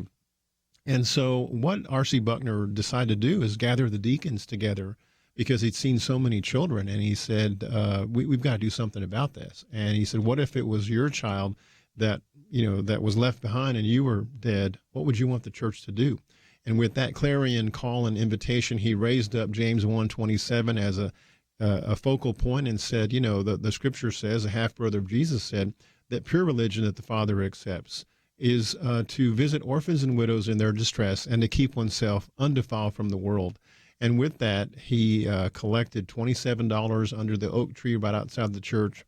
They went into the church then, and he preached a sermon and raised $200 that day. And the deacon said, when you get to 2,000, you can start. Well, that was in 1877. It took him 2 years. He got to $1,200. And put his own money to make the difference and started the Buckner Orphans Home in East Dallas, which is right off of Buckner Boulevard. Yes, I've seen where it was. We've been there now. We're the oldest children's charity in Dallas since back around the Civil War era. Well, and again, I think the point that you're making is one that we've talked about before, because I'll have some people say, even today I was listening to Colonel Alan West. He was on another program, and he oftentimes sits in that chair, sometimes in your chair, depends whether he's the guest or the guest host, about, we have a safety net. But a lot of people say, well, isn't that the responsibility of the church? And I go, yes. And, if we had more Buckner Internationals out there doing this, we probably wouldn't need the safety net because, frankly, one of the largest departments in the federal government is housing and urban development and health and human services. These are areas where we could cover that in the church. And so you're providing and have provided an alternative to that, and frankly, provide the spiritual input that obviously the federal government, by its very nature, can't provide. Right. We of course provide services to communities. We are outsourced by the state of Texas through federal grants for foster care and adoption. We have family pathways that take care of moms coming out of domestic violence and provide a program in 8 campuses across Texas for them to get back on their feet, to reconstitute their family, keep their children with them. And then we do family hope centers, which gets on the prevention side, family strengthening to keep children in the family where God put them so they don't have to live outside of their family. Today in Texas, there are 30,000 children in out-of-home care that have had to be removed from their families because of abuse, abandonment, or neglect. So Buckner's there to match families that have a healthy environment where children can go in temporarily, or forever families if they can't go back to their family of origin. And we also, as you mentioned, provide spiritual development resources because we know that part of the human existence is a spiritual life. And so you can take care of the other issues, but we also want to make sure that people have a chance to develop spiritually as well and become a whole person.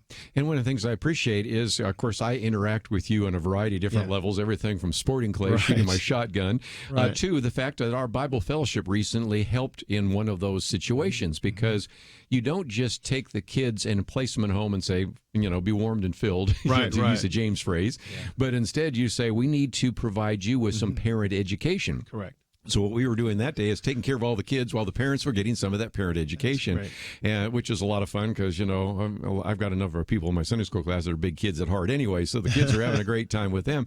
But that's the kind of nurturing that you were doing, which unfortunately, again, the federal government or even state government can't do as well, because you recognize that it takes something for these kids who come out of very difficult circumstances. And I spent some time with some of these kids just the other day and heard their stories, and they're just horrific stories.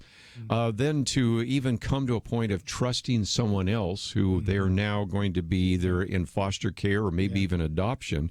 And then, of course, the training of those parents so that they can do a better job than the parents that they came from. So I just think you've just understood how important it is from start to finish to do some of that kind of education.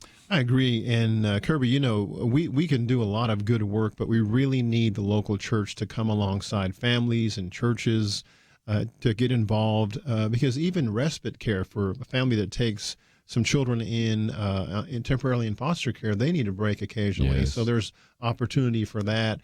There are activities that you mentioned, taking care of the kids while the parents are getting training. So we really can't be successful in our work and the kind of standard that we want to set and global standard of excellence without the help of local churches who come alongside and even for temporarily step in to support or provide humanitarian aid. Shoes for Orphan Souls is another program we have. We really depend on local churches to be that other part of the equation that we really need to be successful. Well, let's take a break. And first of all, we have a link to buckner.org. You don't even have to know how to spell it because we have it right there at pointofview.net. We'll talk about that. I want to talk about Shoes for Orphan Souls, and I want to talk about Hope for Children. Patricia Heaton has really endorsed that. I want to talk about a variety of other areas of foster care and adoption and all the rest. And if you find yourself saying, well, I didn't even know these kinds of organizations existed, this is one of the reasons we're going to focus on that. But we also want to see if we can mobilize you to recognize that the church has an opportunity to partner with these organizations. Buckner is one that we're featuring today, but we've talked about many others on this program where it's just important to see that this could be an opportunity, first of all, for you to get involved, especially if you have a young person this summer that maybe needs to have some service projects. There's some great opportunities for connecting them as well. And, of course, they also encourage your financial support. So we're going to spend some time talking about all those programs right after this.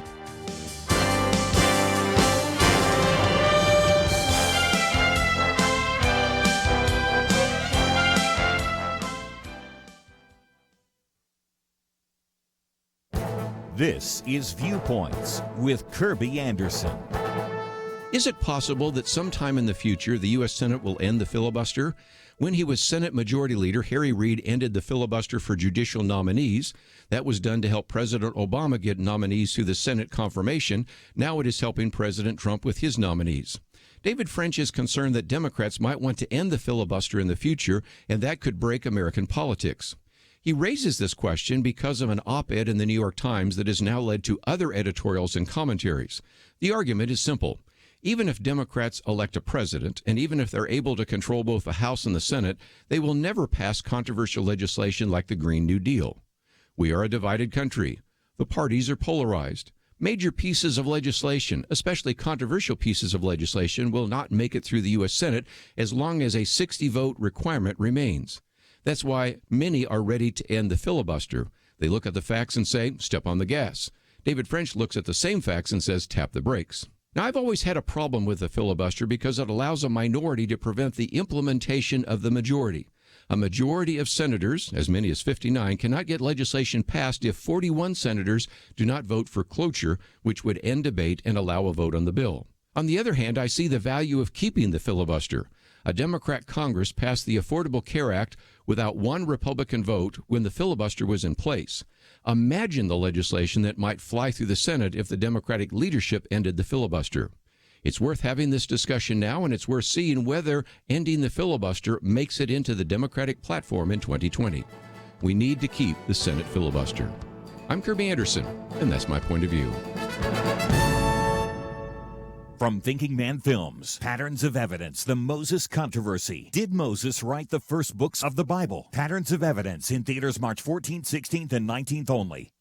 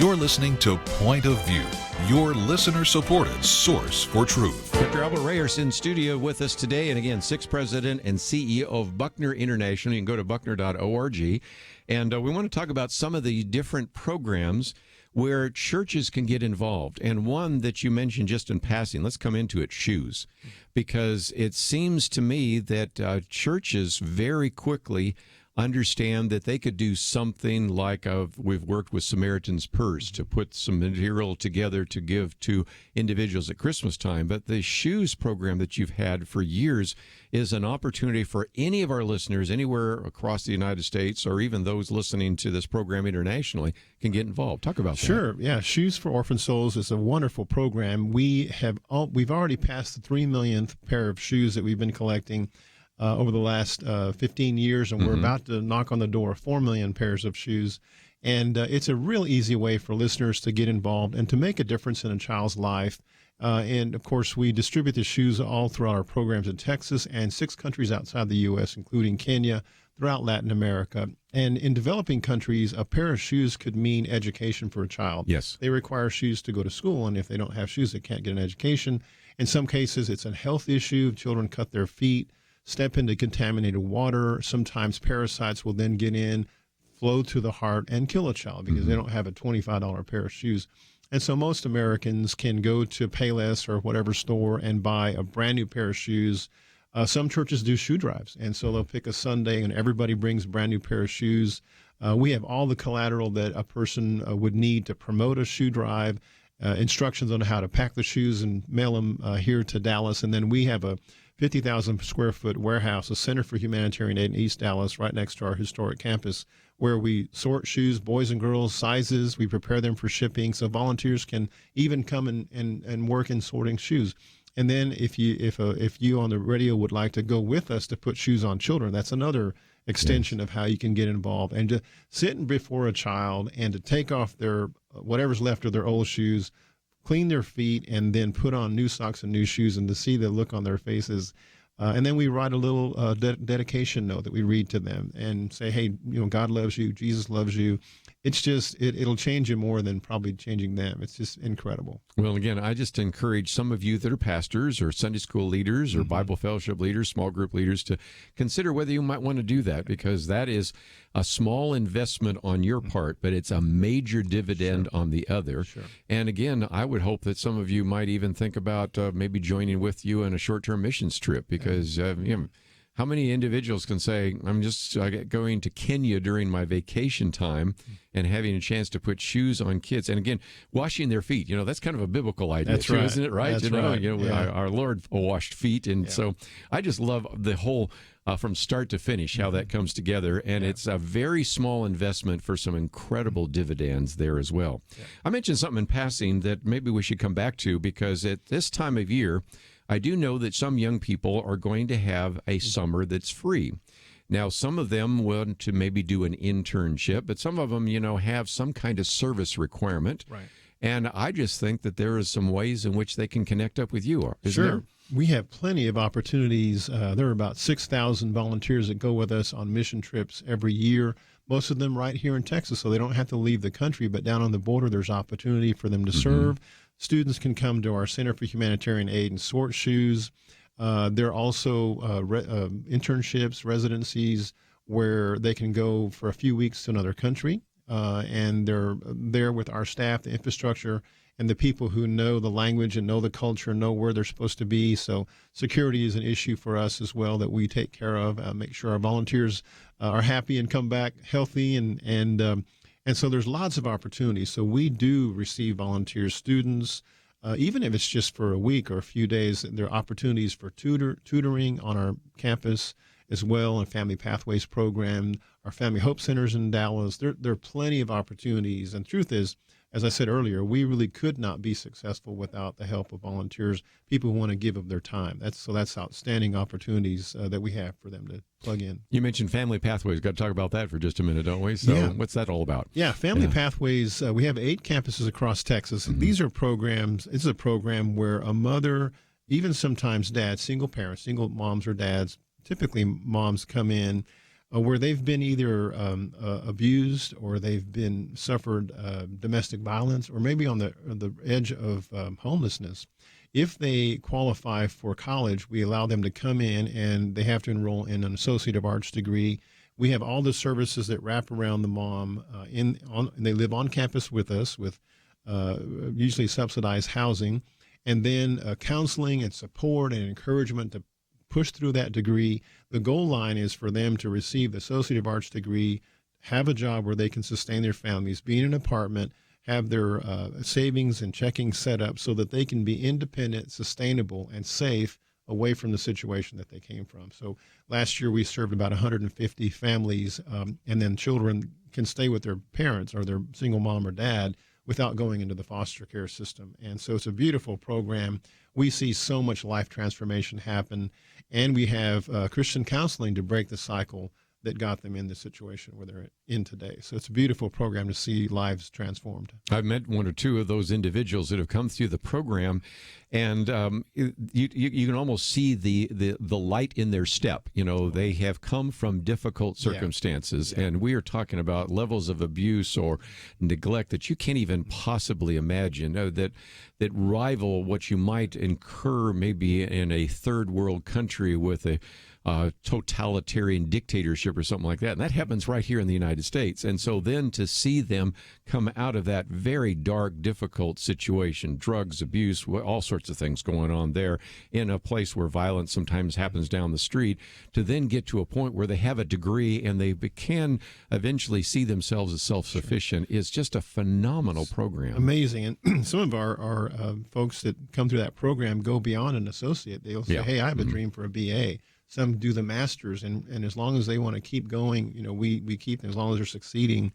And to see self-confidence, self-worth, ambition, dreams for the first time emerge, it's just amazing to be a part of. Well, again, that's one of the reasons why, again, I think people should really focus on what can be done inside the church. And I think our biggest struggle is lots of times pastors say, look, I'm just too busy. I don't have no idea.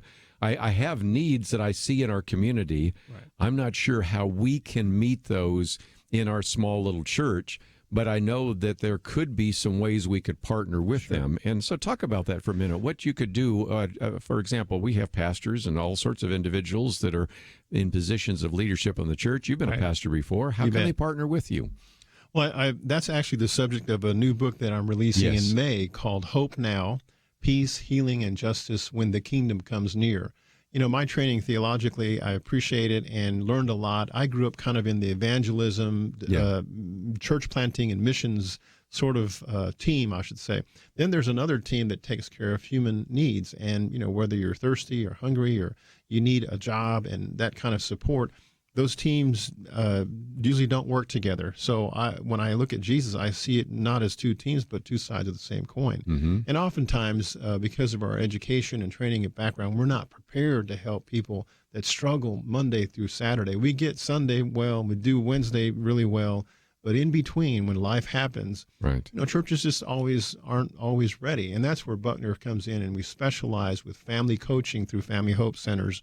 And the truth is, there are people in the churches, in the pews, with competencies, skills, professions that just out of their own, what God has called them to do, could lend that expertise to families that struggle. So things like financial education, parenting skills, tutoring, after-school programs, simple things that really professionals that are in our pews could come and share those skills, make a huge difference in the lives of people that maybe have never really thought about some of the basic things that we take for granted. So there's plenty of opportunities. The Family Hope Center in Dallas will probably need about 3,000 volunteers a year to be successful. So there's plenty of room for churches to come alongside families that struggle. You could have an information meeting for foster care just to learn about what is foster care. And, would families be even interested to learn about it? So we can also have churches plug in that way.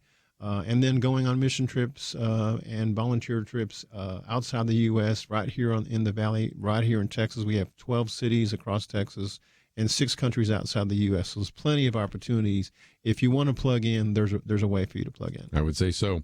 Love to hear from some of you. Perhaps you have always said, it really seems to me that when we're dealing with the welfare of children and widows and orphans, that should be the church responsibility. Well, here's one opportunity where the church can be working with a nonprofit organization to do that. And I'd love to get your comments. 1-800-351-1212. We have Dr. Albert Reyes will be with us a little bit longer.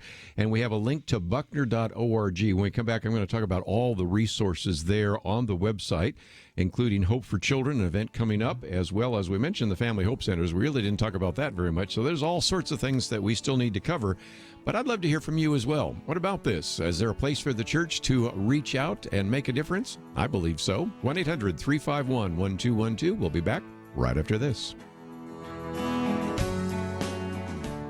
From Thinking Man Films and Fathom Events comes Patterns of Evidence, the Moses Controversy. A new documentary follows investigative filmmaker Timothy Mahoney's faith-affirming journey throughout the Middle East in search of scientific evidence that Moses wrote the first books of the Bible. The Lord said to Moses, "Write this in a book."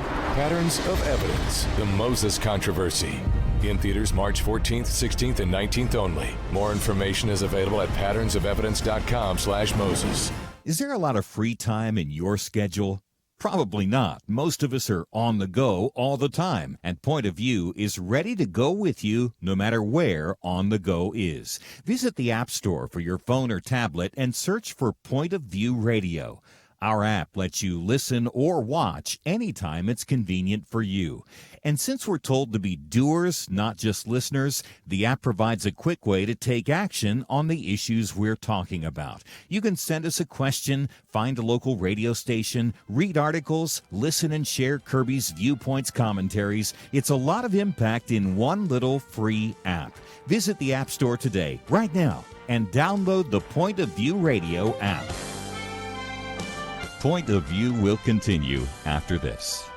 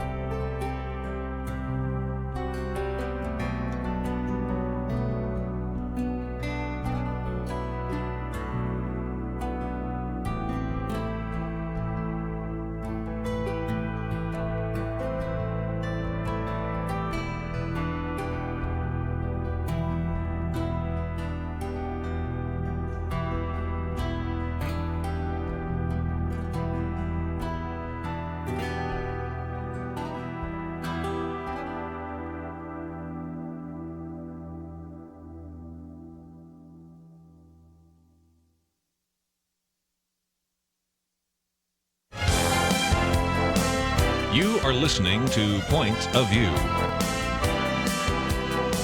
The opinions expressed on Point of View do not necessarily reflect the views of the management or staff of this station.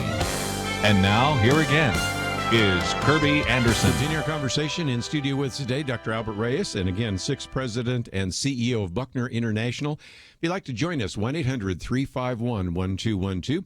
Let's go to a phone call. We'll stay in the state of Texas here for just a minute. Doug, what's your question for us today? Yeah, as an adoptive parent and former pastor and semi-retiree and widow, I'm wondering, does Buckner International have any ministries in Eastern Europe? You know, we began actually our international work in Russia, and also had some work in Romania and Latvia. And so in some of the cases, we've gone in and begun the work, and then over time we're able to hand over and transition the work to other people that continue to do it that are indigenous to those places. And so our international work today is in Kenya, it is in Peru, Honduras, Guatemala, Mexico, the Dominican Republic, and that's where we have our current work, but no longer in Eastern Europe. Okay. Is there any way, if I off the air got a hold of Buckner International, would they be able to share with me some of the work that's being done in Romania at this point? You bet. You bet. Right. If you go to the Buckner webpage at BUCKNER, buckner.org, and there is a tab there to contact us. If you'll send us an email, we can connect you to people that are our friends in Eastern Europe. I would say that Buckner Shoes for Orphan Souls, are still shipped all over the world to over 90 countries to our locations, but also partners. So that could be that there still might be some influence and impact there, but we'd be glad to connect you. Super. I appreciate it, Doctor. Have a great day. You bet. And I might just mention, I go to Hungary every year because I work with Word of Life, and one of my colleagues goes to Romania every year, so there's just all sorts of connections there through some of the churches. But since you mentioned that, buckner.org, there's the contact point. But let's talk about some of the resources that are available. First of all, for Dallas people, there's the Hope for Children benefit. Right. And that is something that is pretty significant because you have a guest speaker, Patricia Heaton, who, of course, is the Emmy award-winning actress from Everyone Loves Raymond and The Middle and those kinds of things. But talk about that because that's an event taking place in May. And then there's all sorts of other activities going on. So go through that. Right. May 7th is our Hope for Children event. We were privileged to have President George Bush and his daughter Jenna last year. And Patricia Heaton is coming now this year. Everybody Loves Raymond. She's very passionate on children's issues and very passionate about the family and advancing values that really encourage families to get stronger and healthier. And so it's a time when we invite folks to come and sponsor a table and just enjoy an evening of focus on Buckner ministry across our work here in the state and around the world. So we invite folks to come and support us. It's a wonderful evening of fellowship, but also learning about the work and then an opportunity to hear someone as dynamic as Patricia. So we're really looking forward to it. And that's the night we plan to distribute our new books. That'll be a nice little extra thing that we're giving to our people that come that evening. We'll get a copy of the new book, Hope Now. Yeah, and again, when it comes out, I'd love to get you back here. I think it'll be both in English and Spanish. Is that right? That's correct. We have it come out. And you can see I like to have my books come out in English and Spanish, too. Yes. Yeah. And so there will be an audience for people that would like to read the same book in Spanish. We're having it translated, written in my hand, and then translated into Spanish so that it'll be available in the countries where we serve throughout Latin America. That's just really good. Let me talk about some other resources. First of all, you have a resource center, and there's a video there. This is something I might suggest. The video is a little less than 3 minutes, but it's Hope Shines Here. Right. And this is something that I would encourage you to do because there's a share button on the upper right-hand corner. So this is a way you could educate people about some of the things we're talking about today. You may know individuals that say, I had no idea that there's something we can do for orphans, for widows, for individuals that have gone through domestic abuse. I didn't realize there was shoes for orphan souls. I didn't know any of this. That video is something you could post on your Facebook page or your Twitter feed, or you could send it by email to someone. And so you've got all sorts of information there that individuals can use. But talk about what's available at your website. There's so much, it's going to take a minute to go through it all, isn't there? Sure. There's resources. There are opportunities for volunteering. There are videos that we've recorded, brief ones that could be, as you mentioned, shared and sent or posted. And then we also have a YouTube channel. So if you go on YouTube and punch in Buckner.org, there are all kinds of videos. Some of the things, Kerby, relate to just even our professionals and experts have done parenting videos and instructional videos that really help provide basics for families that may be of interest to families across the board, where they're in a struggling situation or just want to become better families. So those opportunities are there and resources there on the website as well. And again, let me encourage you to go there, because that could be something. You could certainly bring in someone from Buckner in your community, but you could also take advantage of some of those resources. So that is the case. As I work my way down, you have some things on foster care and adoption. Let's say a church is saying, I would like, maybe to encourage some of our members to consider foster care or adoption. I don't know the first thing about it, but they can benefit from some of your resources, can't they? You bet. I'm serve on the board of Christian Alliance for Orphans, and CAFO, the short name for that, is a movement across the United States where Buckner and other organizations, local churches and individuals have felt what you were saying earlier, is that to take care of vulnerable children, orphans, is really the work of the church. And so we want to be able to equip church members, pastors, and staff members to come in and fill that role. And I'm learning that in younger generations, millennials, Gen X, they believe that taking care of the widow and the orphan, doing foster care and adoption is one of the things that Christians do, like going to church and tithing their offering and giving an offering, that taking in someone in their homes that's what we're supposed to do. And so if you go to that link on the website, it'll show you how to sign up for information sessions. And we have them periodically across the state and other places where we just want to say, here's what it is. And, foster care has changed over the years, and adoption as well. We've now incorporated trauma-based care, or trauma-informed care, because think about it, when a child is removed from their family, it's a traumatic experience. And then when they come into a family that's just trying to help, recognizing traumatic behavior and its result and impact is probably going to be different from a child that hasn't had it. And so we provide that kind of training. It's sort of baked into all of our training, information sessions to know how to take the first steps. Well, one of the other things there you mentioned in passing, but we really haven't gotten into it, the Hope Center, the Family Hope Center. That is, again, just another structure and opportunity for people to be involved. Talk about that. Yeah, the Family Hope Center started actually in Guatemala City back in 2008.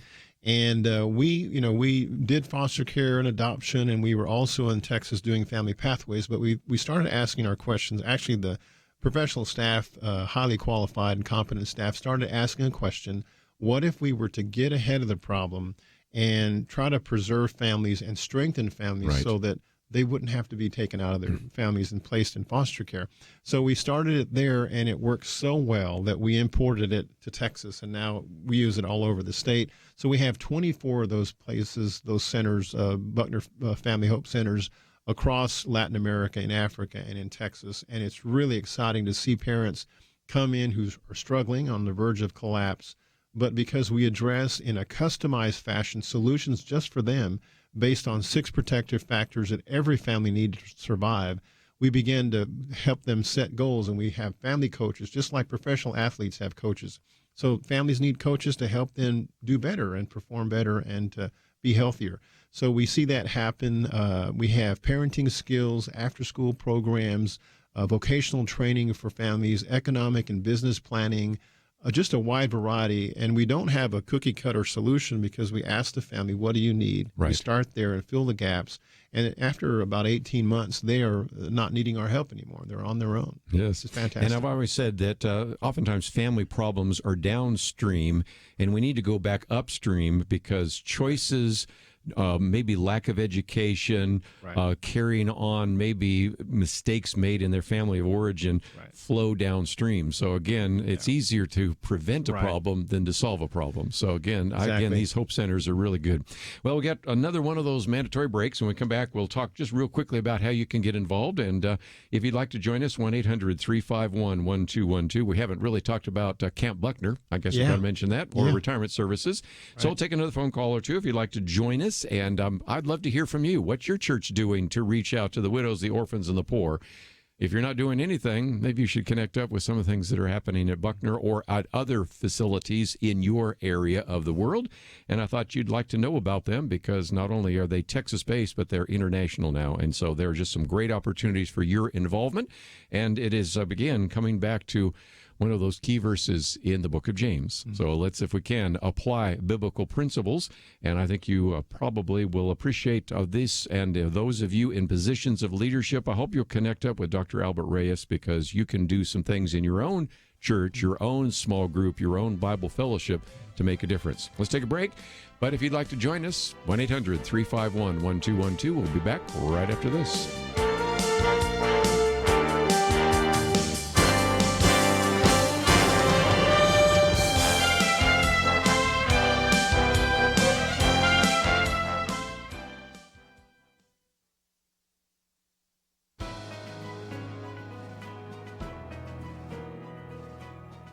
Welcome to the First Liberty Briefing. I'm Jeremy Dice. Sometimes our listeners ask why we spend so much time discussing cases involving minority American religions like Sikhs, Native Americans, or Muslims. The short answer is that our mission at First Liberty is very simple. We protect religious liberty for all Americans.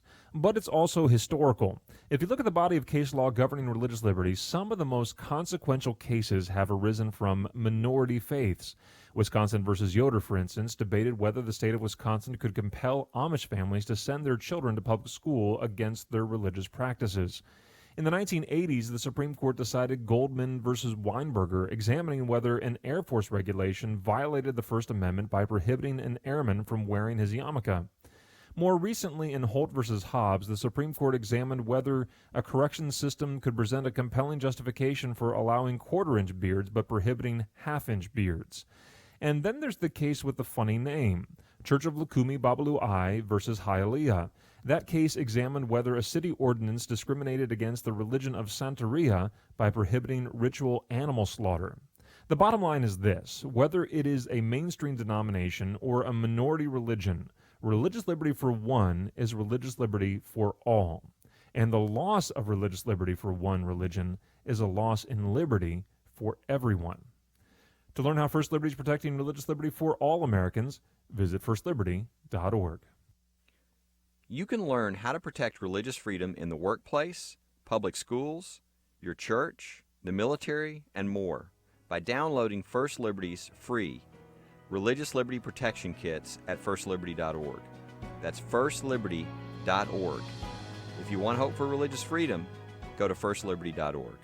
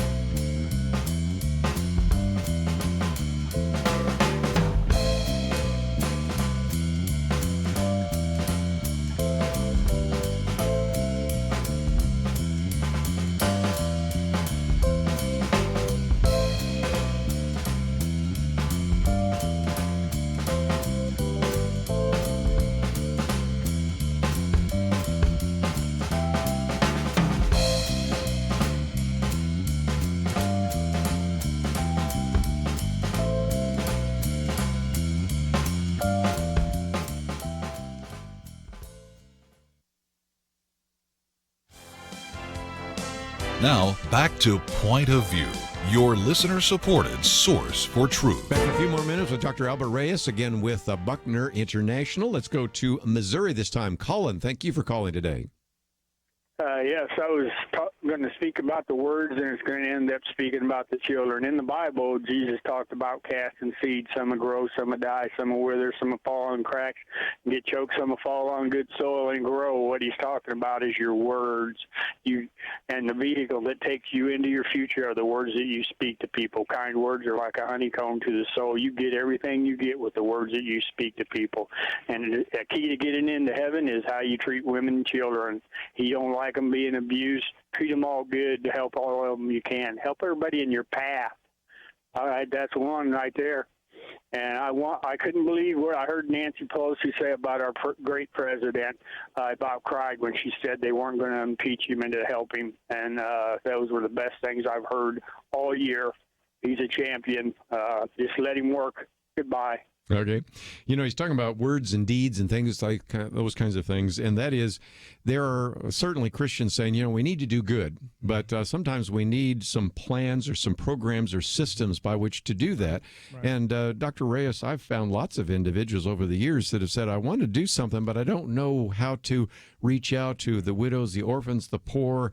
I do believe there's a role for the church, but I need some help, and you can provide that, can't you? You bet, Kerby. We've been, this year, 2019, is our 140th anniversary, so I would say that we've been serving vulnerable children, widows, families for 140 years. It's incredible that our founder on his tombstone said, not one orphan child, but all orphan children.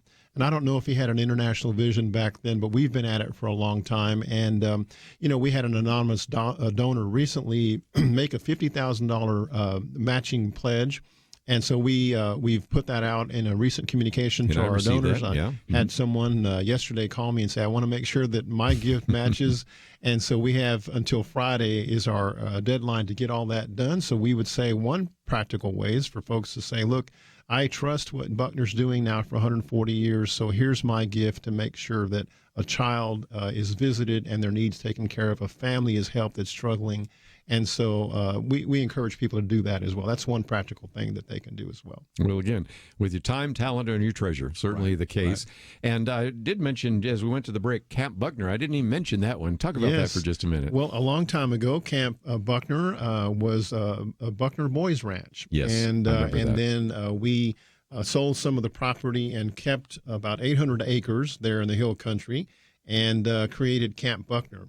Now, Camp Buckner is used throughout the year with different groups, church groups, civic groups, education institutions, schools who bring their children to come. There are two natural spring-fed wells that come up, so all the water that we need comes from those two springs. It's a beautiful place for hiking and all kinds of activities. But we also set aside weeks for foster families. There are 1,100 children placed through Buckner Foster Care last year. 150 children adopted. And so we invite those families to come and have a foster family week or an adoption week. And then I mentioned earlier 150 families in Family Pathways. We have a Family Pathways week where kids can come with their single parents and have a camp experience. And of course, other folks can come throughout the year, but it's just a great ministry, a camping experience in motel type accommodations, swimming pool. There's archery, and then there's a place where a new feature this year is Goliath, a big tall wall that you can scale, and just great food. It's good accommodation facilities, and just a great place for families to have fun. Let's get everybody involved if we can, and I'll use my own example, and that is our Sunday school class said, we'd like to do something. So we called you up and said, we could probably turn out about 30 people on a Saturday morning. What can we do? Yeah. And you came up immediately with an opportunity for us to take care of some of the kids, but there are all sorts of opportunities for individuals that maybe need a service project for an individual, or a Sunday school class can get involved, or the church, or you can provide some family training and marriage training through some of your resources. So again, just before I run out of time, let's talk about all the resources available through Buckner. Sure. We have resources for parental training, parenting training. We have resources for folks to come to our Center for Humanitarian Aid to volunteer to sort shoes. That's a real simple thing, but meaningful. We also have Buckner Family Hope Centers throughout Dallas, in West Dallas, with the Texas Rangers at their Youth Academy, in Oak Cliff, as well as Bachman Lake, and then there's other places in other countries. Families can come in and just even provide fellowship and opportunity to get involved. Vacation Bible schools, Bible studies. There you go. Things like that really are easy for us to do, and most people in churches have been a part of that in their church. Just coming to spend a few weeks, a few days, a few hours with children and families that that just need spiritual support and development. So those opportunities are there as well. Might just mention for our radio stations, too, I know radio stations sometimes have gotten involved with shoes for Russian souls or shoes for orphan souls or things like that. Right. And that would be just another great opportunity for some of the radio stations listening right now. Radio stations across the country have taken on a Buckner Shoes for Orphan Souls shoe drive. And it's fantastic to see listeners get excited, and they'll come to the radio station or have a business that's designated, or even businesses will say, as corporate responsibility, social impact and responsibility, we're going to collect shoes for children that are less fortunate. So it could be businesses, radio stations. Some kids say, for my birthday party, I want you to bring a brand new pair of shoes. So we have a program designed with Buckner Shoes for Orphan Souls that can do birthday parties. We have churches, Sunday school classes. We have churches that will have a shoeless Sunday in the summer. So they'll come barefoot and they'll bring their shoes that day, set them up on the platform. And it's just really a great visual to say, we can do something. And so it's a way to start. So those are other opportunities for people to get involved in. And again, under the resources tab, there are just all sorts of things, because you might say, okay, I'm not even sure how to put together this shoes for orphan souls. You got it all right there. We've thought it's of everything. Right. Yeah. A to Z. So you don't really have to do anything. Just click the tab and sign up for Buckner Shoes for Orphan Souls shoe drive. Everything, collateral, posters, boxes, instructions, everything is made available so that you just have to just do it. Yeah. Dr. Albert Reyes, it's just always great to have you in studio with us. Just before we run out of time, let me just give you a program note. Tomorrow we're going to do our Millennial Roundtable. So Dr. Nick Pitt's going to be sitting in this chair. They'll have Chelsea Uman as well as Keisha Russell. By the way, Keisha Russell and Lathan Watts will be with me on Friday. And then sitting in this chair where Albert Reyes is sitting right now will be Joe Rosenberg on Thursday. He's going to be in with his new book. And so we have a lot to cover in the next couple of days. So I hope you'll join us every single day. But let's again just talk about what's available at the website. It's buckner.org. And there's information about foster care and adoption, about the family pathways, the Hope Centers, Camp Buckner. But there's a tab there that says Engage Your Church. That may be a good way to start. And there's a nice video there that has a story about a minute and a half long that kind of helps you understand how you can connect up. So those of you in church ministry, I would encourage you to click on that button. Those of you in radio stations, don't miss that opportunity. Shoes for Orphan Souls. That's been something working for Christian stations for many, many years. So again, those resources are available to you at the website pointofview.net. And in the last hour, of course, we talked about the Unplanned movie coming up. This is, of course, a story about Abby Johnson and the issue of abortion and Planned Parenthood. So again, you can find some of that information on our website. And I hope that you'll also make sure that you get as many people as possible in the theater a week from this Saturday. And that's going to be a great opportunity for you to reach out with the pro-life message. So again, all of that available at the website pointofview.net. My commentary, Viewpoints commentary, is there. Of course, you'd also like to make a trip to Israel with us in October. That's on the website as well. But I want to thank Andrew and Stephanie for their help behind the scenes. Have a great day. We'll see you back here tomorrow right here on Point of View.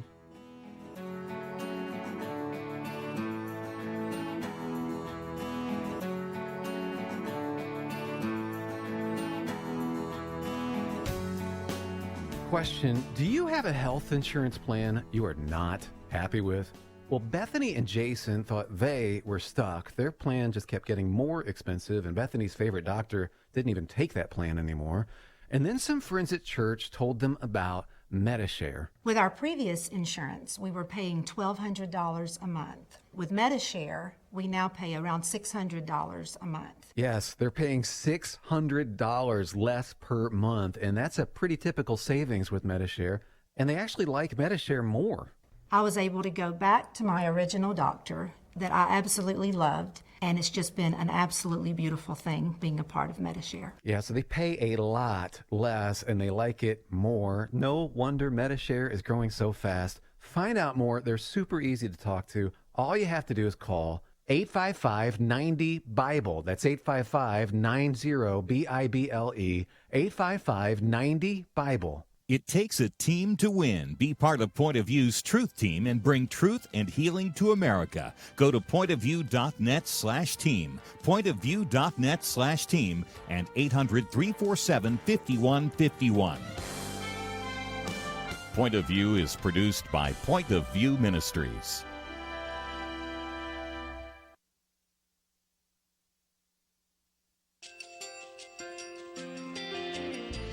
I just want to thank you so much for all the wonderful programming you have. You're just absolutely fantastic. I recently started listening to Point of View, and I really found it interesting because of the different subjects you cover. Thank you for that. I really appreciate everything that you do in keeping us informed. Thank you, Kerby, for everything that you have been doing. I appreciate all the work that you're doing, advocating for the Word of God. Thank you so much. Point of view, I think, is absolutely necessary because it's a Christian perspective, a biblical worldview perspective, and receive very current, up-to-date information about what is really going on, week to week in our culture, which is changing so rapidly, and yet it's morally sliding backwards. Yeah, I'm just, first of all, I thank you guys. Y'all's program is wonderful, and enjoy it every day. I learn so much every time I listen to it.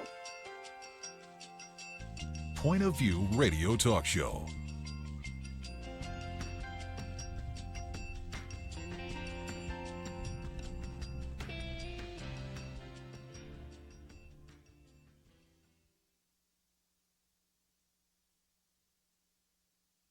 Okay, let me get you close to the microphone. Okay. See how this sounds here.